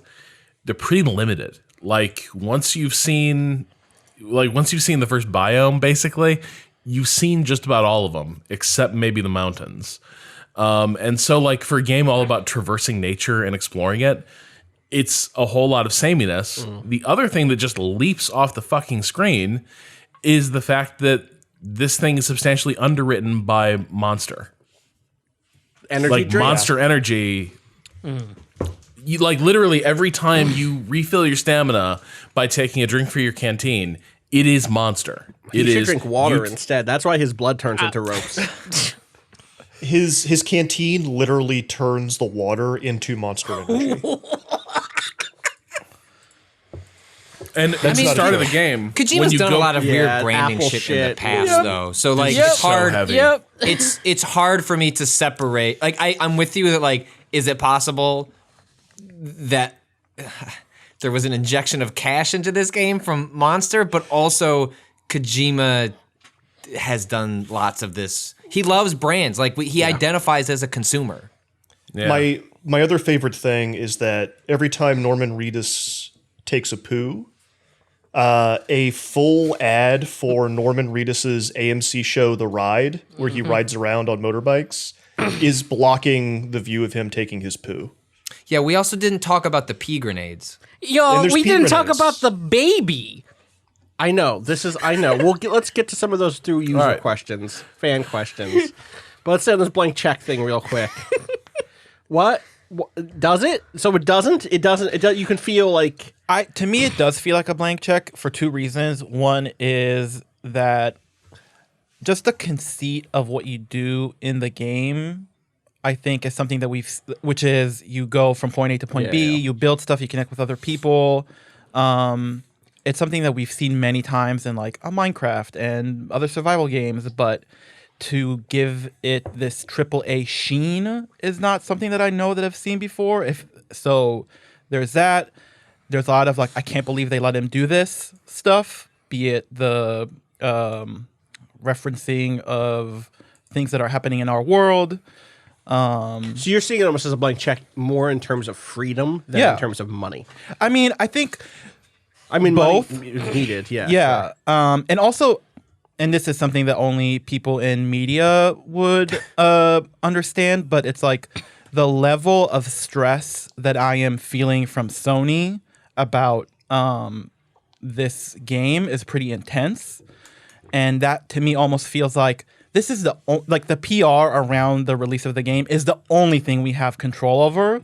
So we're going all in and trying to very heavily manage. That's in terms of like embargo deadlines, or embargoes, like the degree of embargo, the timing of the embargo, the sub embargoes inside of embargoes, and stuff the that. interest in who's writing about this. Wow, it's like stuff like that, which is unusual from Sony specifically. Yeah. So to me, it almost Lots feels of follow-up emails. Yeah. So it feels to me like they went ahead and were like, "You're the artist. You're the genius. Go do whatever you want, and bring us back a game." It almost feels like that. And then he brought them back this, and they were like, shit. Yeah. I mean, this is a game I'm very curious to see how it reviews. I think my guesstimate, based on early talking to other people, deeply polarizing.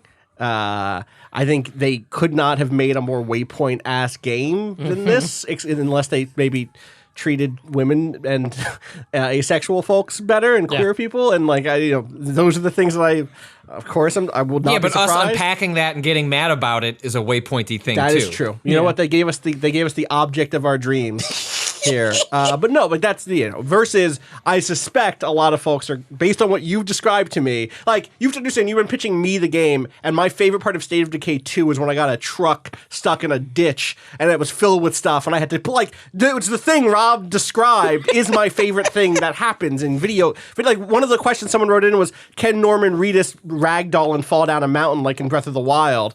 And my hope is, I hope so. I hope that can happen, because that's what I'm here for. People are nodding. He can do that. You can fall down mountains. Okay, good. Check. Oh yeah, you got to be It'll careful. really piss you off. Good. Can't wait. Can't wait to be mad at myself for falling down a fucking mountain because I took a path I knew I shouldn't have. And my stamina was low. Oh my god! I tried to Dukes of Hazzard a canyon in a truck, and I narrowly I misjudged the angle. I thought I was leaping off an upward ramp into onto a flat part, but it turns out the upward ramp was concealing a much wider part of the canyon than anywhere else I could have chosen. And so my car just flew into the canyon, and this was a mainline quest, and the car exploded.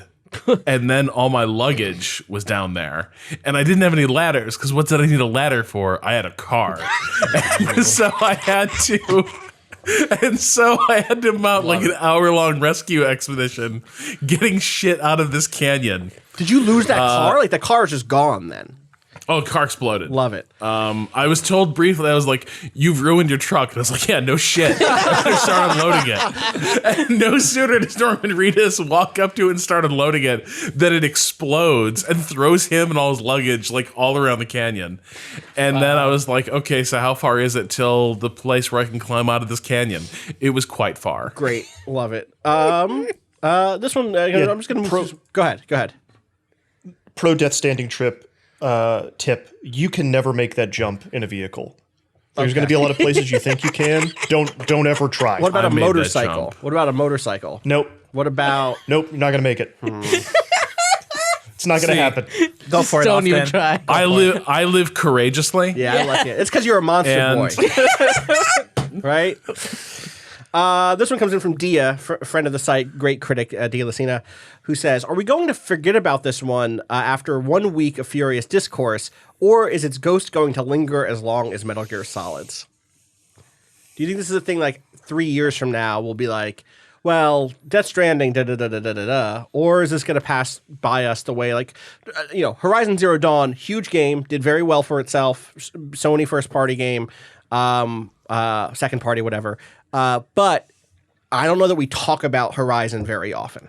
Is it going to be one of those, or is it... You didn't like that game very much, though. No, but I mean look the back culture with doesn't. reverence on. Yeah, we look back on reverence, but discourse does not return to it the way it does Right, Metal but Gear. was that game you're putting a weight on a game that I don't think. No, it ever I'm not asked putting a weight on it. I'm not judging it. I'm saying, is it Metal Gear Solid? Dia's question is, will this have the longevity in the discourse the way Metal Gear does? I'm not dissing. No, Horizon. I get it. I'm just pulling Horizon out of this. I'm saying right, Horizon, you didn't ask to name be in this another comparison. Killzone. Not to hit. Now I'm hitting that same studio. I don't want to do that. There are only a few games that stick around in the Halo. Huge game is not in the discourse. Last of Us. Last of Us is in the discourse. Last of Us is a Metal Gear, 100%.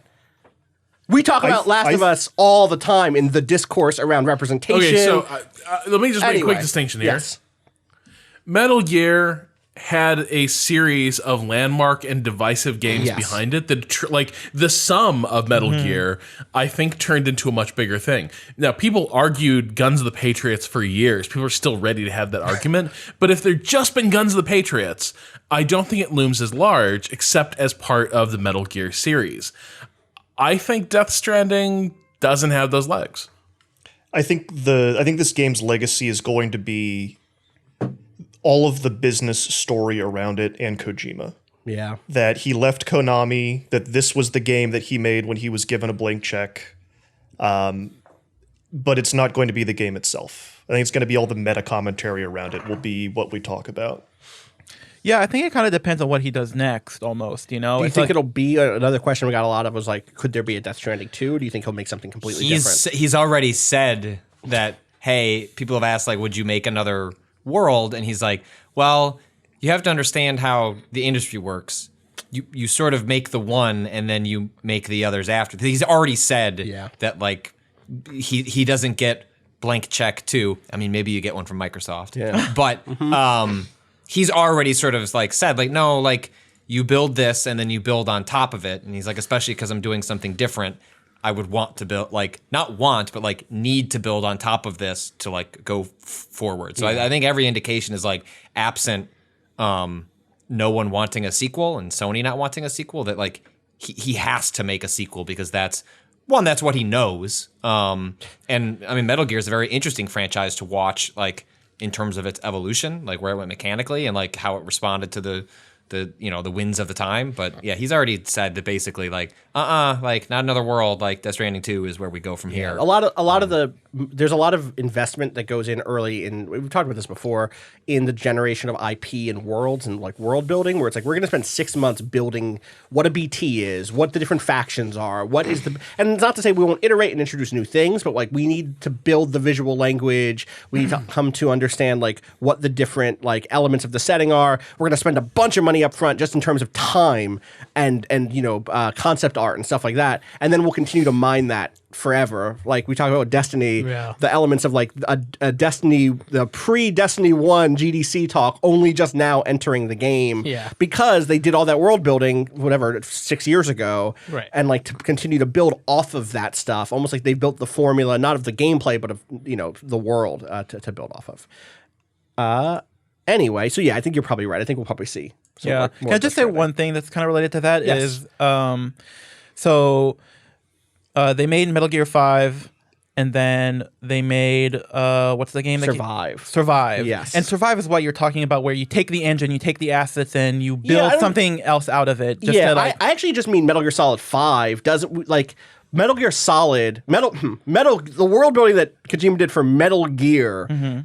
Is foundational to get to Metal Gear Solid, and then the additional huge like foundational stuff. Like he knew who Revolver Ocelot was. Right. He might not have known who the Lale Lule Lo were, or what the Patriots were yet. I'm sure he did a lot of that on the way, but he understood what he wanted Metal Gears to look like. He and his creative team, the creative team, put together certain rules of storytelling and certain like ideas of what the core conflicts were, how you name your character. Like all that is 6 months of world building meetings and concept art, and that is part of that big investment up top that you make, because next time you don't have to do that foundational shit. Right. Like, I get it. A Metal Gear walks around like this. It doesn't look like a Gundam. It doesn't quite look like a battle. Like it's a particular style of machine that comes out of months and months of visual. Yeah. So you're talking about like the creative investment, and I was more thinking about the tech investment. But and they're using the Horizon Zero Dawn engine, right? I think so. Yeah, I believe that's true. But I was gonna say, just to give people an idea of like what the game feels like,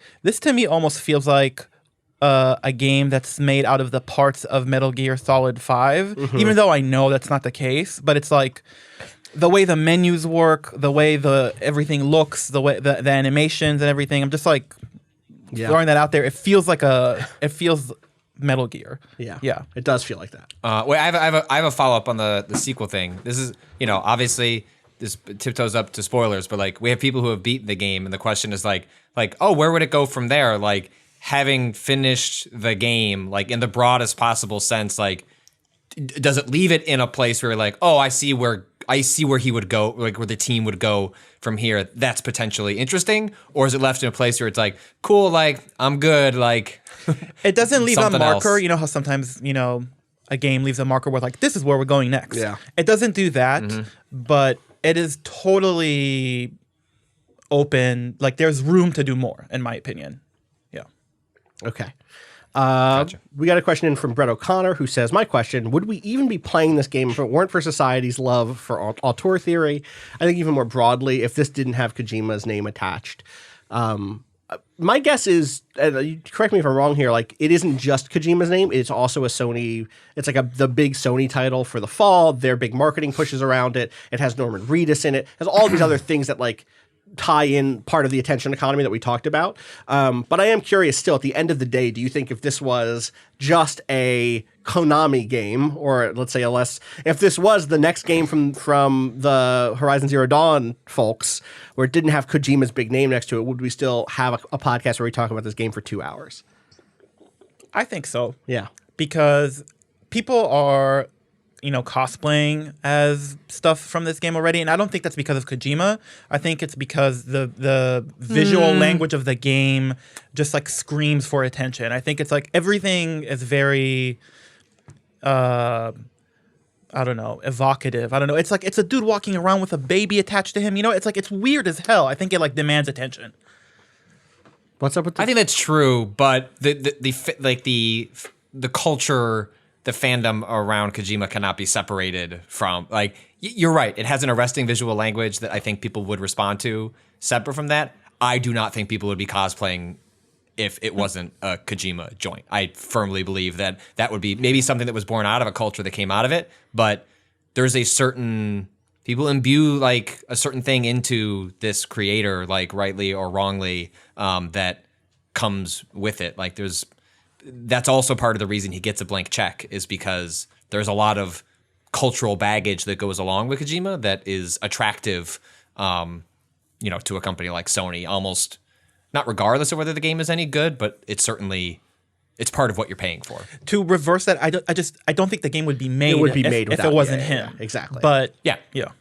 Totally. This is you know what? Here's one from Theo, and I think this gives us a chance to go back on something you just mentioned. Theo says, yeah, first question, what the fuck? What's up with the baby? What's up with, like, I don't want spoilers, but like we did, as Cado suggested, there's a lot we did not touch upon in terms of like, I don't know, I watched a trailer where Guillermo del Toro was holding a baby and then it teleported, I think, in a different trailer 2 years ago to somebody else's weird baby pod. There's a lot in this game that is like we did not touch on, and I'm curious, without getting into post chapter 3 spoilers, are there other weird elements that we should hit here? Do they do right by that baby? Do you like the baby? I think so. I think The yes, baby is good. The baby is good. Yes, but by the end of the game, I was still like, what the fuck? It's Okay. like I feel like he barely, as much as there is talking and exposition in text and in cutscenes and codec conversations and all of that, but when I walked away from it, I'm still like, I barely have a handle on this. Yeah. Just waiting. Disagree. Love the baby. Totally understood it. Love the baby. Totally understood it from Matt. I think it gets a bit. I thought I understood it, but then the very ending, I'm like, so the thing they've like explained twice isn't the case? Like, I thought I knew what that baby was. Now I'm not sure. There's an email very early in the game that sets that up. Okay.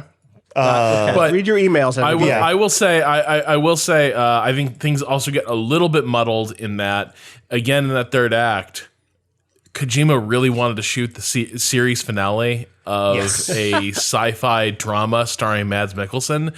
And so you just watch like a very special 45-minute, hour-long series finale to a show you have not seen. But you've inferred everything you need to know. Okay, it's good to completely know. unnecessary. Love Like, it. Sick. everything you need to know is right there. And it's like, but now in TV episode form. And I'm like, all right, I guess we're just doing this now. It's not bad. Mads Mikkelsen's a pro. It has a very that Lord of the Rings ending where you think that the game is over, and then it goes on for another 2 hours. Oh yeah, no, it's like slow jogging the bases. Love it. Yep. Twitter user a shitty party at the rich folks home writes in and says, my favorite mission in Metal Gear Solid 5 were the ones about exploring a space and discovering a story. OKB0, the quarantine platform. With Death Stranding being a game whose core loop seems to be about exploration, how does it deliver on those kinds of experiences? Are you out exploring the world and like finding cool shit? Are there narrative, like, you know, I just finished playing The Outer Worlds, which made me think a lot about Fallout and Skyrim and thinking about the structure of those games, which is actually pretty distinct from The Outer World. The Outer World is very funnily. It's very much like, I'm going to go here and check off all the boxes, which build up to one core thing. Funnily.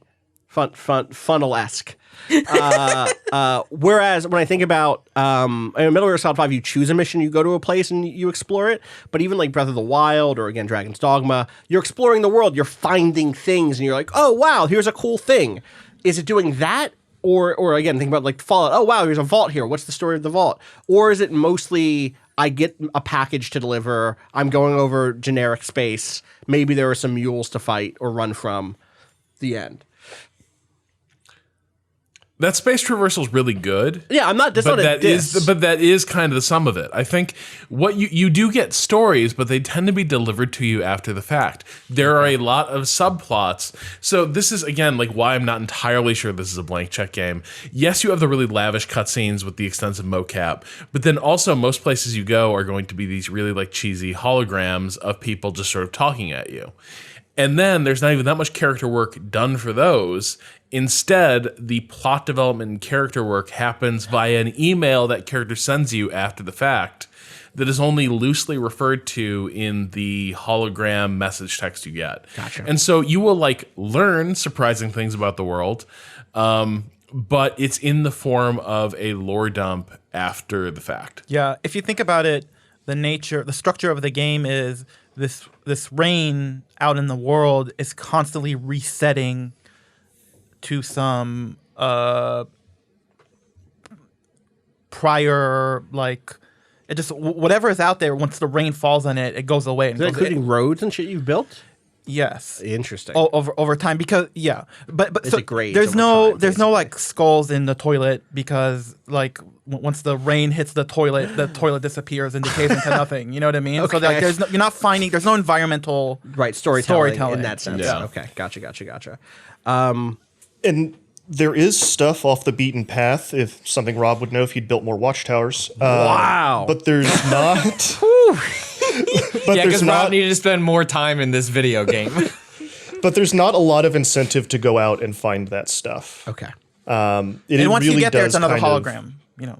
And Yeah, is it exactly. another famous And yes, person? once you find it, yeah. Yes. How many famous people did you find? Define famous. Wow. I found a couple. I found a couple. 4. Okay. Tell me after who Four. I they think there's are, 4 so big ones. I can roll my eyes. There were people I was supposed to recognize. Great. Chris, but spooky, wants to know if you feel free as the player to find different creative solutions with the various tools the game gives you. We've already talked about ladders and about ropes and stuff, and it sounds like that stuff is both. It's more about like where you deploy it makes you feel like you're free. But I'm curious if there are other creative solutions, because there's another point where you talked about like I was fighting a BT and like I'm not using my ladders to do cool shit there. Like, are there other examples of like, I have this cool tool that I didn't think I could use this way, but here's like a solution? Or is it all pretty much just like, yeah, you get the hover thing to put the packages on it and then you got them? I would say you can be pretty damn creative, both in how you get from point A to point B, which is the meat of the game. Yes. And I would say even with the BT stuff, you can be creative in the sense that you can be like, I have the gear. I'm gonna take certain gear that's gonna allow me to just beeline through this place, or I'm gonna go around, or I'm gonna wait it out. It's like I would say like the game wouldn't work if it didn't allow you to be creative, and I think it definitely works in that sense. Cool. Real quick, did anyone figure out what the various grenades were for? The ones that Norman Reedus produces? Pea grenades. We talked about. Cado mentioned grenades? pea grenades. Yeah. I don't know when to use it. Like, so yeah, the first time you use a toilet, like when you stay at like different, they're called private rooms, you know, and you get This it's is where basically you just like can a fancy like, zoom in on Norman Reedus's face or butt. yeah, Okay. yeah, all that stuff. And You don't have to. There's a bathroom That you can stuff use. is optional. You don't have to, right? Yeah, but No, you have to bathe him. Okay, well, that's being an adult. Make sure you bathe yourself. Yeah.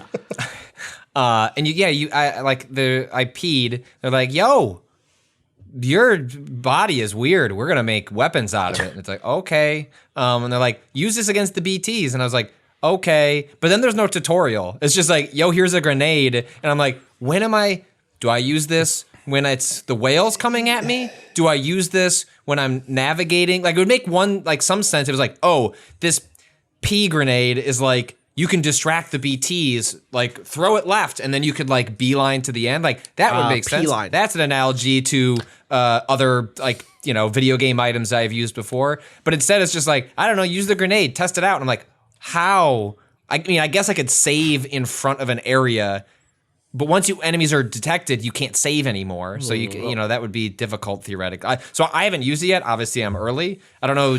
So can you even explain to me, when do I use that grenade? Yeah, well, the problem is the minute they give you the blood grenade, it's done. Yeah. Like, Yeah, why would you ever use anything else? the game subverts its design in some key ways too, because like it introduces problems and then sometimes too quickly it introduces the can't miss solution to that problem. And the big one is the BTs were already kind of, is this a scary monster design? I don't really know. I'm kind of Patrick. Like, they kind of float around. They're weird. But once you kind of see what's going on, they're not that interesting.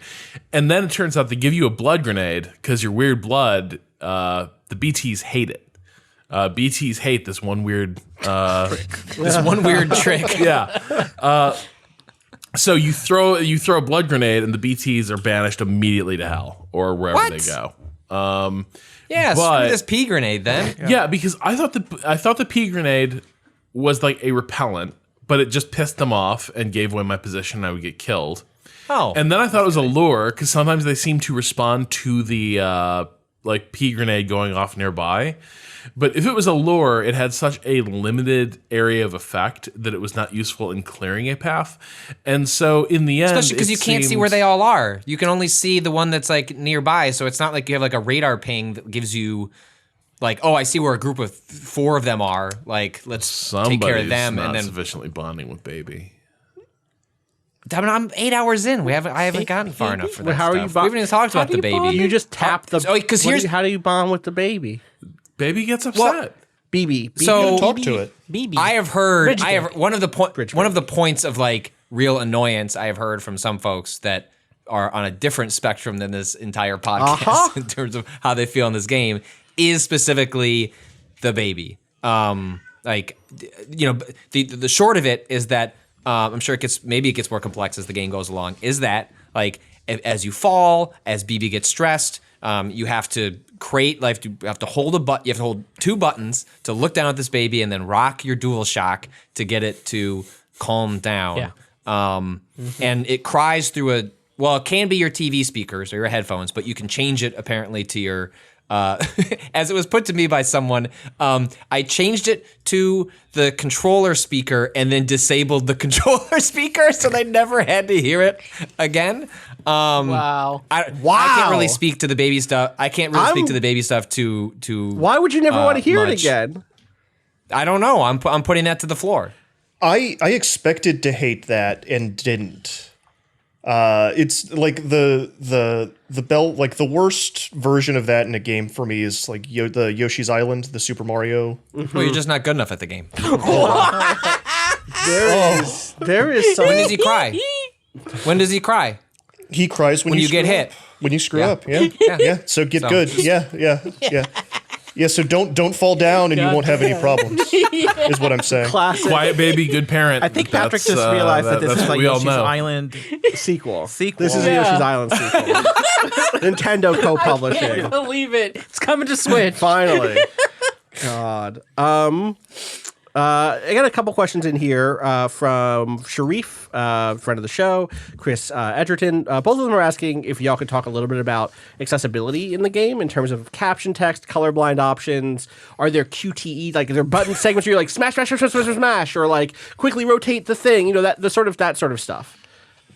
And also, like, can you change text size? Can you do No, there's not at all. God, the numbers are hard to read. The sheer number of is times tiny. I was like, "This will complete this road." better and or then I would worse than show Outer up and Worlds? worse. Wow. Because in Outer Worlds, the text that you can't see, the flavor text, the descriptive text, is actually not that important. No, here's the thing. ultimately, I right? can't Like, see in my setup at home. I can't see on my regular ass TV.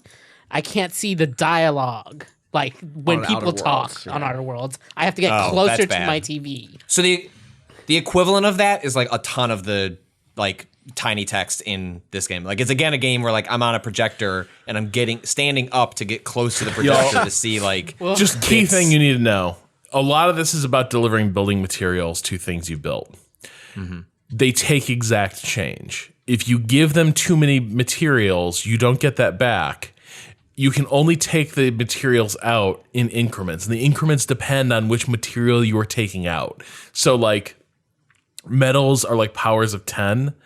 I think ceramics are powers of 40 or thereabouts. And so you'll be looking at it and you'll be like, okay, so I need, looks like 2,600 metals for this section of road and then 1,380 ceramics.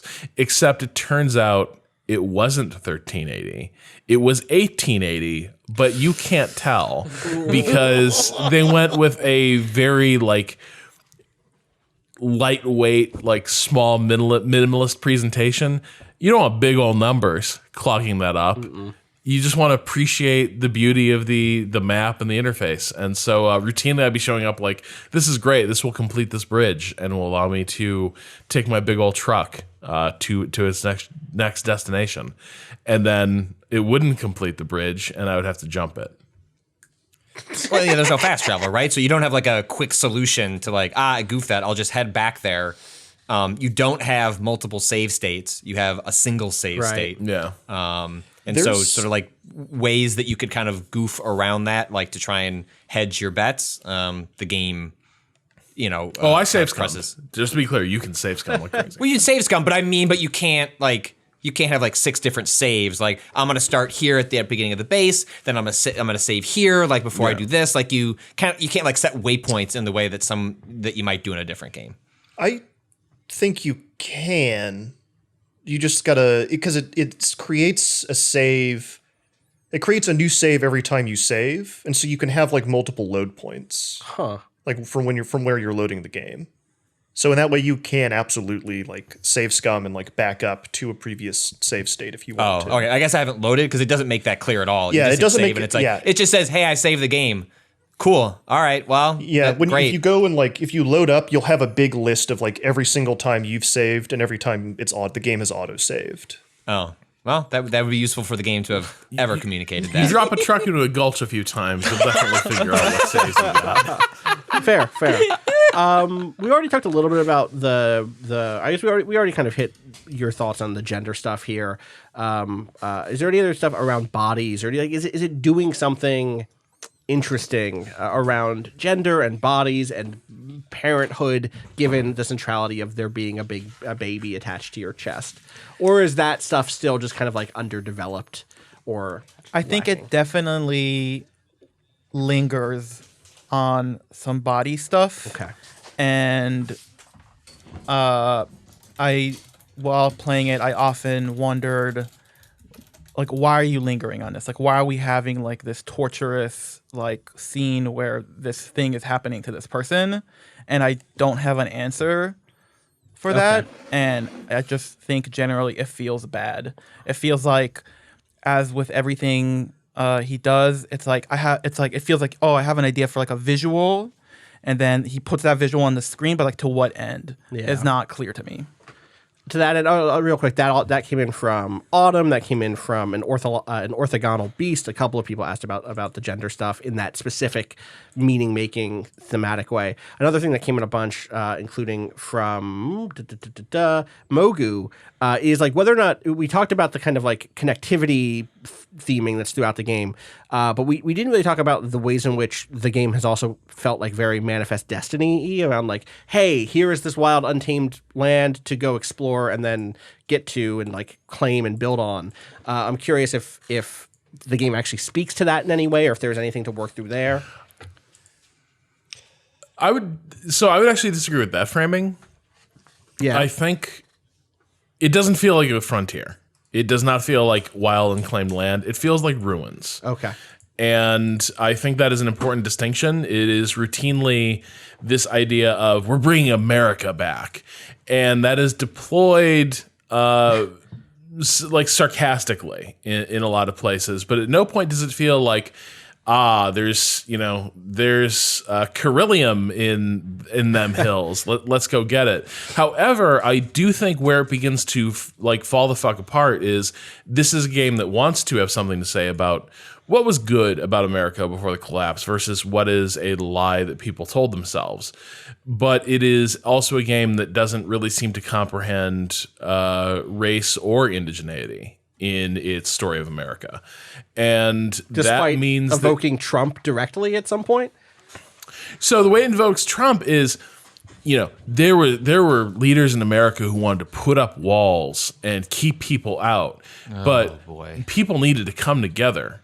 Like over video games, like that's kind of its motif is like building walls is bad, coming together is good. But then at other places, the game is also like people need to put their differences aside and just come together. And I'm like, sometimes those differences are meaningful, as you alluded to earlier in your flavor text. But I think I don't think it's portrayed as a land rush or America has been returned to the wild. You must reclaim it or recolonize it. It feels to me, it feels very much about recovering a ruined idea, which I do think there's a distinction of. But the problem is when that idea itself doesn't comprehend those other issues. When there's only really one meaningful African-American character in the game, and he's wearing a fucking death mask for 90% of it. And also, like, him being, like, not that it needs to comment on this, but if you're talking about what was America really before everything went to explicit shit with the void outs, you can't tackle that discussion seriously without talking about the history of African Americans in the United States. You can't tell that story without discussing where the country we call America came from. Yeah. They reference it in places, but they don't unpack it. How do we distinguish? I think that's it's interesting that we call which ruins do we call ruins and which do we call empty territory, right? Like there are all sorts of types of ruins and we walk on them every day. So even the idea of like this rain is like bringing things back to some natural state, quote unquote. It's like, what is this natural state? Yeah. It's like, and there are references in the game. It's kind of cryptic, but it's like, it's kind of trying to tell you specifically like what is the shape of the landmass you're on, or like where in geological history we're going to. And it's just like, why is this the year zero of history? You know? Right. It's just to be. It's not. How big is the map? This is just a generic. This is something I wanted to bring up because I know Patrick has to go in a second, but it's tiny. The map of your progress in the game is a map of America. Yeah, and you are making your way from coast to coast. Yeah. And this is where the Manifest Destiny question comes up. Yeah, and at least at first, I was like, I don't know, it feels off. Like the way the space you're walking through is mapped to the map of America feels weird. My longest trip, my most epic trip was 8 kilometers. Right. And it's like by the end of the And it shows like you just went over 3 states. Yeah. So it's not even abstracted in any way. Then. No. Or it's not, or it is abstracted, but it doesn't. It's not acting like you traveled 800 kilometers. I'll make a delivery from edge, not ports, whatever city to like a delivery center. Right. And I'll be walking for 10 minutes and I would have walked like to the Midwest. You know what I mean? It's like, it's weird. So wait, how long is the coast to coast trip? So this is the thing. At first when... I mean, I guess you can't say the specifics, but... Yeah, but I can say that, like, at first when I was presented with that map, I was like, this is ridiculous. Like, I'm going to be finished in a minute. But then it kind of, like, you kind of go in circles a little bit. I don't know. It's like, just in terms of, like, how much game is there? It's like, there's plenty. Yeah. That's very funny, though. We should wrap up here. There are more questions, so many more questions, things I'm desperate to hear about. I really want to know... Daniel Joseph, again, friend of the site, former, has written for us before, wants to know what the economy is like in this game. Is there an economy to speak of? Or is that kind of all background stuff? Are you buying stuff in this game? Are you making money from deliveries? Or is that all just like narrative? You make stuff. You make stuff. Okay. Fabricate. So You are resources. issued resources. Okay. Barter. So it's a barter system? You'd make a delivery and you get some ceramics? Okay, so Corellium just completely changed the 3D printer game. Okay. And so now you can basically fabricate anything except anything good. And so, for instance, you can create, like, for instance, people can't transfer, like, beer through a 3D printer because that's a live culture, right? Like that, like beer in some ways is live. Living things, fermented things, they don't transit. Especially, like, crafted artisanal items also don't transit. Like, it has to be, in some ways it reminds me of Control. It feels like there's a bit of like an archetypal rule governing what can be 3D printed. Still, most utilitarian things can be. So when you turn in a quest, people are like, congratulations. We're going to increase your requisition ability on ceramics, chemicals, Corellium, etc. And then you can be like, fantastic. Now I can print a I'm fork. going to requisition those things and build tools for my job. Okay. Interesting. Interesting. All right. I'm glad I got that one. That is something to play with over lunch in my mind. We're going to wrap up here. Thank you to Emanuel and Matthew for coming on and joining us to talk through Death Stranding. When's this out? Next week? November Next 8th. Friday, I think, Next right? Friday. It's the 8th, I think.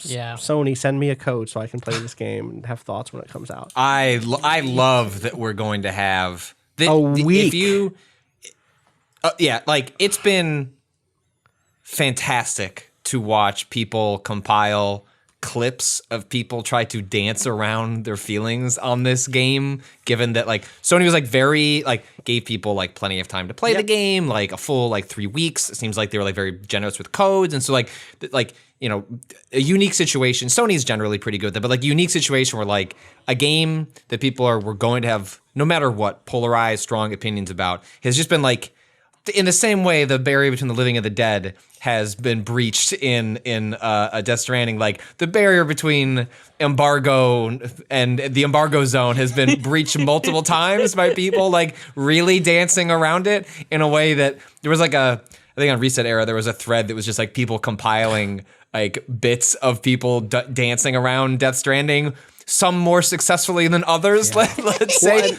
Dan. Yeah. And sneaking things at the end of fucking quick those looks. Those reviews are gonna hit today for tomorrow. People listening. Today. A full week of the discourse. And then there'll be a week of the discourse, and you know that is gonna loosen some lips. As people are talking, reviewers are gonna be like, you don't understand in chapter 6. And like, shit. Well, this same happened with the launch trailer that came out, in which you saw a number of people, including us, be like, hey, if you're interested at all in this game, like, maybe don't watch this launch trailer. But then as we were writing the article, it was like, how much can we, like, even say what's that embargo? That embargo was strict. Can we even tell people is it a spoiler to say there are spoilers in this trailer? It has been a ride. And actually, I don't know if I'll end up playing the game until it's actually out, because they're doing, I have to go back and look at what Sony communicated to us, but I think they're turning off the network stuff for like a week as they like ramp up to open the floodgates to everybody. And I don't know if the game will like save state, like what's like in the world, or if all that stuff will just if the community stuff just disappears, it doesn't feel like the way to play the game. And so I might have to put the game on pause until like all that stuff ramps up again, because it seems like it's a huge, like you can play without it, but it seems like a huge part of it that it would be a bummer to lose all that stuff. Can I just say, as we're wrapping up, because we've said a lot of things. We have. And when I'm playing the game and I am doing the thing and I'm going from point A. The bulk of the game. And I'm going from point A to point B. We were talking last podcast about bouncy ball. Just like in terms of how it feels to do things, to like improve my road and deliver these packages. It's like, I love it. I really, really enjoyed doing the stuff that's in the game. It's like, I'll keep playing it. I can easily recommend it. It's like, that stuff is super fun. Like the doing of the stuff is super fun. I'm very excited for that. Like I we'll talk more on Monday, but I just wrapped up Outer Worlds, and doing that was this like very useful process for me in terms of understanding what I want from open world RPGs. And I know this isn't an open world RPG, but part of it, and we'll talk on Monday more about what worked and what didn't for me from that game. But part of it that I ended up feeling like I was missing was that degree of exploration, and like, how do I get over there, and what is over there, and how do I figure out like how to I mentioned this before, the encumbrance stuff, where it's like I like a certain type of encumbrance. I like figuring out travel, and this game sounds like it's going to scratch that itch very nicely for me. So I'm very excited to try some more of it. Also, Rob, I'm excited to compare notes with you off mic about the end of Outer Worlds. That game wraps up in an interesting way. I guess, Matthew, you also beat it, right? Let's. No. Oh, you did not. I got pretty far. Okay. But I have not finished it. I put it down so I could do this. Fair. Rob Zachney decided, why not both? Let me get through it. Let me get through it all. He's a courageous man. Germany, yeah. Outer Worlds, Death Stranding. Wow. Good month. Rob has had an October. Yeah, October belongs to Rob Zachney in my mind. Don't wait for Thanksgiving for a full meal. Rob just does it all in October. Congratulations to Rob. You made it out of October. Go finish writing your Death Stranding review. Did you know I started playing Death Stranding at like 8 a.m. yesterday, and I did not finish until like 9 a.m. this morning? Because I was like, I'm near the end, right? And I was near the end, but also I was surprised how many endings there were and how broad the definition of ending could be. And it has like 3 climaxes. It's insane. Yeah, and so I was like, oh yeah, it's midnight. I'll just see this through to the end. Yeah. Wow. I've only got we're moving along at a pretty good clip, and yeah. All right, it ruled. Yeah, I'm excited to get into it. We'll catch you next Monday for more from Waypoint Radio. You can follow me on Twitter at Austin_Walker. Where can people find you, Emanuel? Ask.bargains. Ass.bargains. Cado. Ask about those asses. At @A_Cado_appears. Rob Zachney. At Rob Zachney. Matthew. At MJ Gault. And Patrick. You can see Deborah Messing and Judd Apatow retweeting this motherfucker over at Patrick Kluppen. Hey, yo, fuck Equity Wow, Bros. look at Mr. Kojima boy over here. Just my buddies, my bros. Deborah Messing, Talking to Deborah and Messing Judd holograms. Apatow in my menchies. They couldn't get Deborah Messing to do the It's voice. been a nightmare. I am now being followed. Wait, who's following you now? It's Just the worst people. Hashtag resistance is now following me. A new follower? It's been... Oh, yeah, real quick, shout outs to everyone over at Geo Media, except for all the Equity Bros who own and run Geo Media. Shout outs to all the editorial and video folks and people who making stuff over there. Shout outs to the entire team at Deadspin, most of whom at this point have pisses me resigned. off? Yeah. What pisses you off? What grinds your gears? Start what? All right. Just one thing. So, aside from the entire fucking like travesty that's happening on my favorite sports site just getting obliterated by shitheads who are insecure and incompetent, but like this whole reputation that Spanfeller, like, oh yeah, he's Mr. Forbes guy. And it's like, he did a trick that worked once because it was a good brand that nobody read. Nobody actually read Forbes. So like when the Forbes website turned to a content mill, nobody knew it because nobody actually read Forbes. Nobody knew what Forbes was. That trick works once. That's his big idea, is like, what if there was a really respected brand that nobody ever actually encountered in the wild, and then I can strip mine it? and we'll all make a lot of money doing that. And like, there's no other brand like that. It sure as shit ain't Deadspin. Yeah. God, what a fucking bummer. hack. It's such a bummer. Shout outs to everyone there, and I hope that someone else employs those folks quickly, because the world is missing some great sports writers today. And shout outs to the other verticals who are currently rebelling with, let me just read the latest headline from Jezebel. I would have sex with an entire Major League Baseball team if given the opportunity. Incredible. And then clearly they went through multiple headlines, because what actually shows up at Google Chrome as like the headline is baseball players are hot. Extremely good. God. Fantastic. I love it. So yeah, shout outs to the folks at Deadspin, the folks at Jezebel and Kotaku and every other site over at the Geo Network, formerly the Gizmodo Media Group, formerly the Gawker. They have some fucking guts, dude. Yeah, dude. Yeah. Absolutely. Shout outs. Hats off. Hats Incredible. fucking off. Yeah. I need to donate some To money the people that who beer fund. left and are staying there. Yeah, Both of those absolutely. are like Absolutely. equal. I want to make, like, I remember, like, you know, part of the Deborah Messing thing was like me tweeting a thing like, wow, these people have some serious backbone that I don't know if I would have the same guts to do what Deadspin did yesterday. But like, want to make also clear equally in that is like the difficult position that people are in still being there, and that it is just up and quitting your job is not an option for a lot of people. It is noble what Deadspin did, but equally difficult to be in the position that a lot of people who are still there are. And so just want to at least like acknowledge like Deadspin deserves all the applause for what they did, but that it is something else to still be there and be trying to navigate what that shit show has become. Good luck to the union there. Good luck to everyone who is just trying to make good shit and keep shitheads out of their business, you know? On that note, appropriately, one, I can say, if you want, shout outs to Bowen for letting us use the track Miss You off the EP Panel Machine. Find out more about that at waypoint.zone/BOEN. Follow us on Twitter, twitter.com/waypoint, waypoint.vice.com. But also, fuck capitalism. Go home. Peace.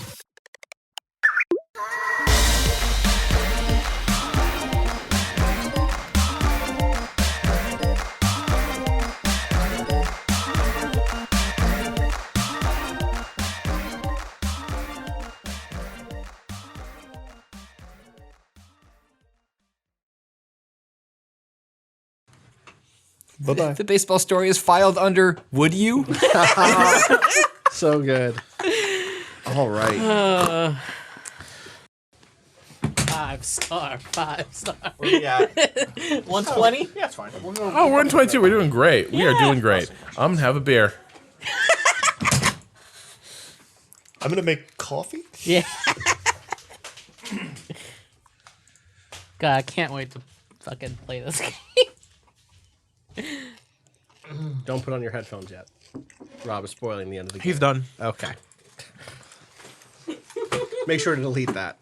Yeah. Make a note. Great, I'm gonna have to listen to it.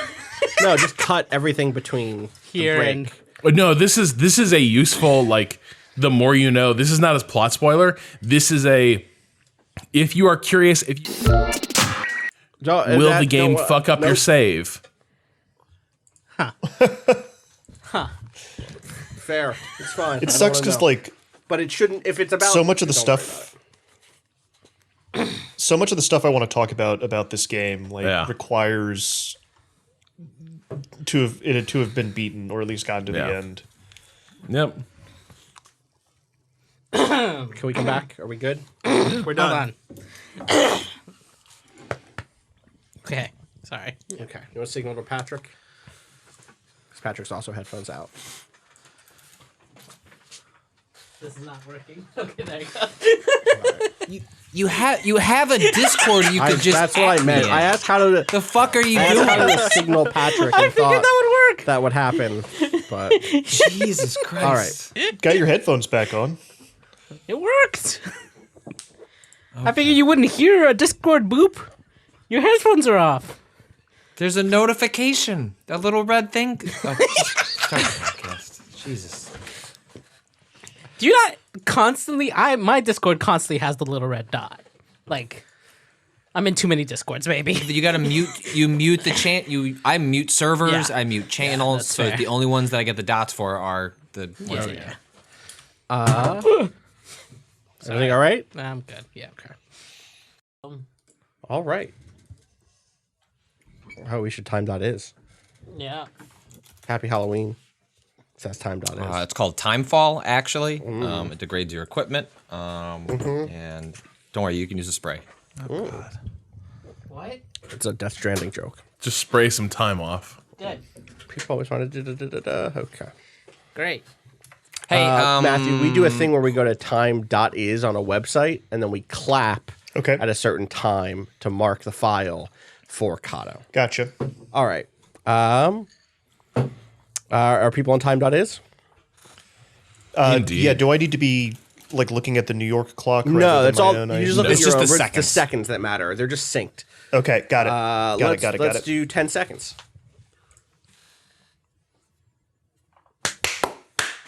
I like that you've got a new person in here, and you don't even give them like a 10-second runoff. This is straight into 3 seconds. Boom. Well, welcome. someone tends to I've casted complain if there's before. too much lead time. That's true. That is true. All right.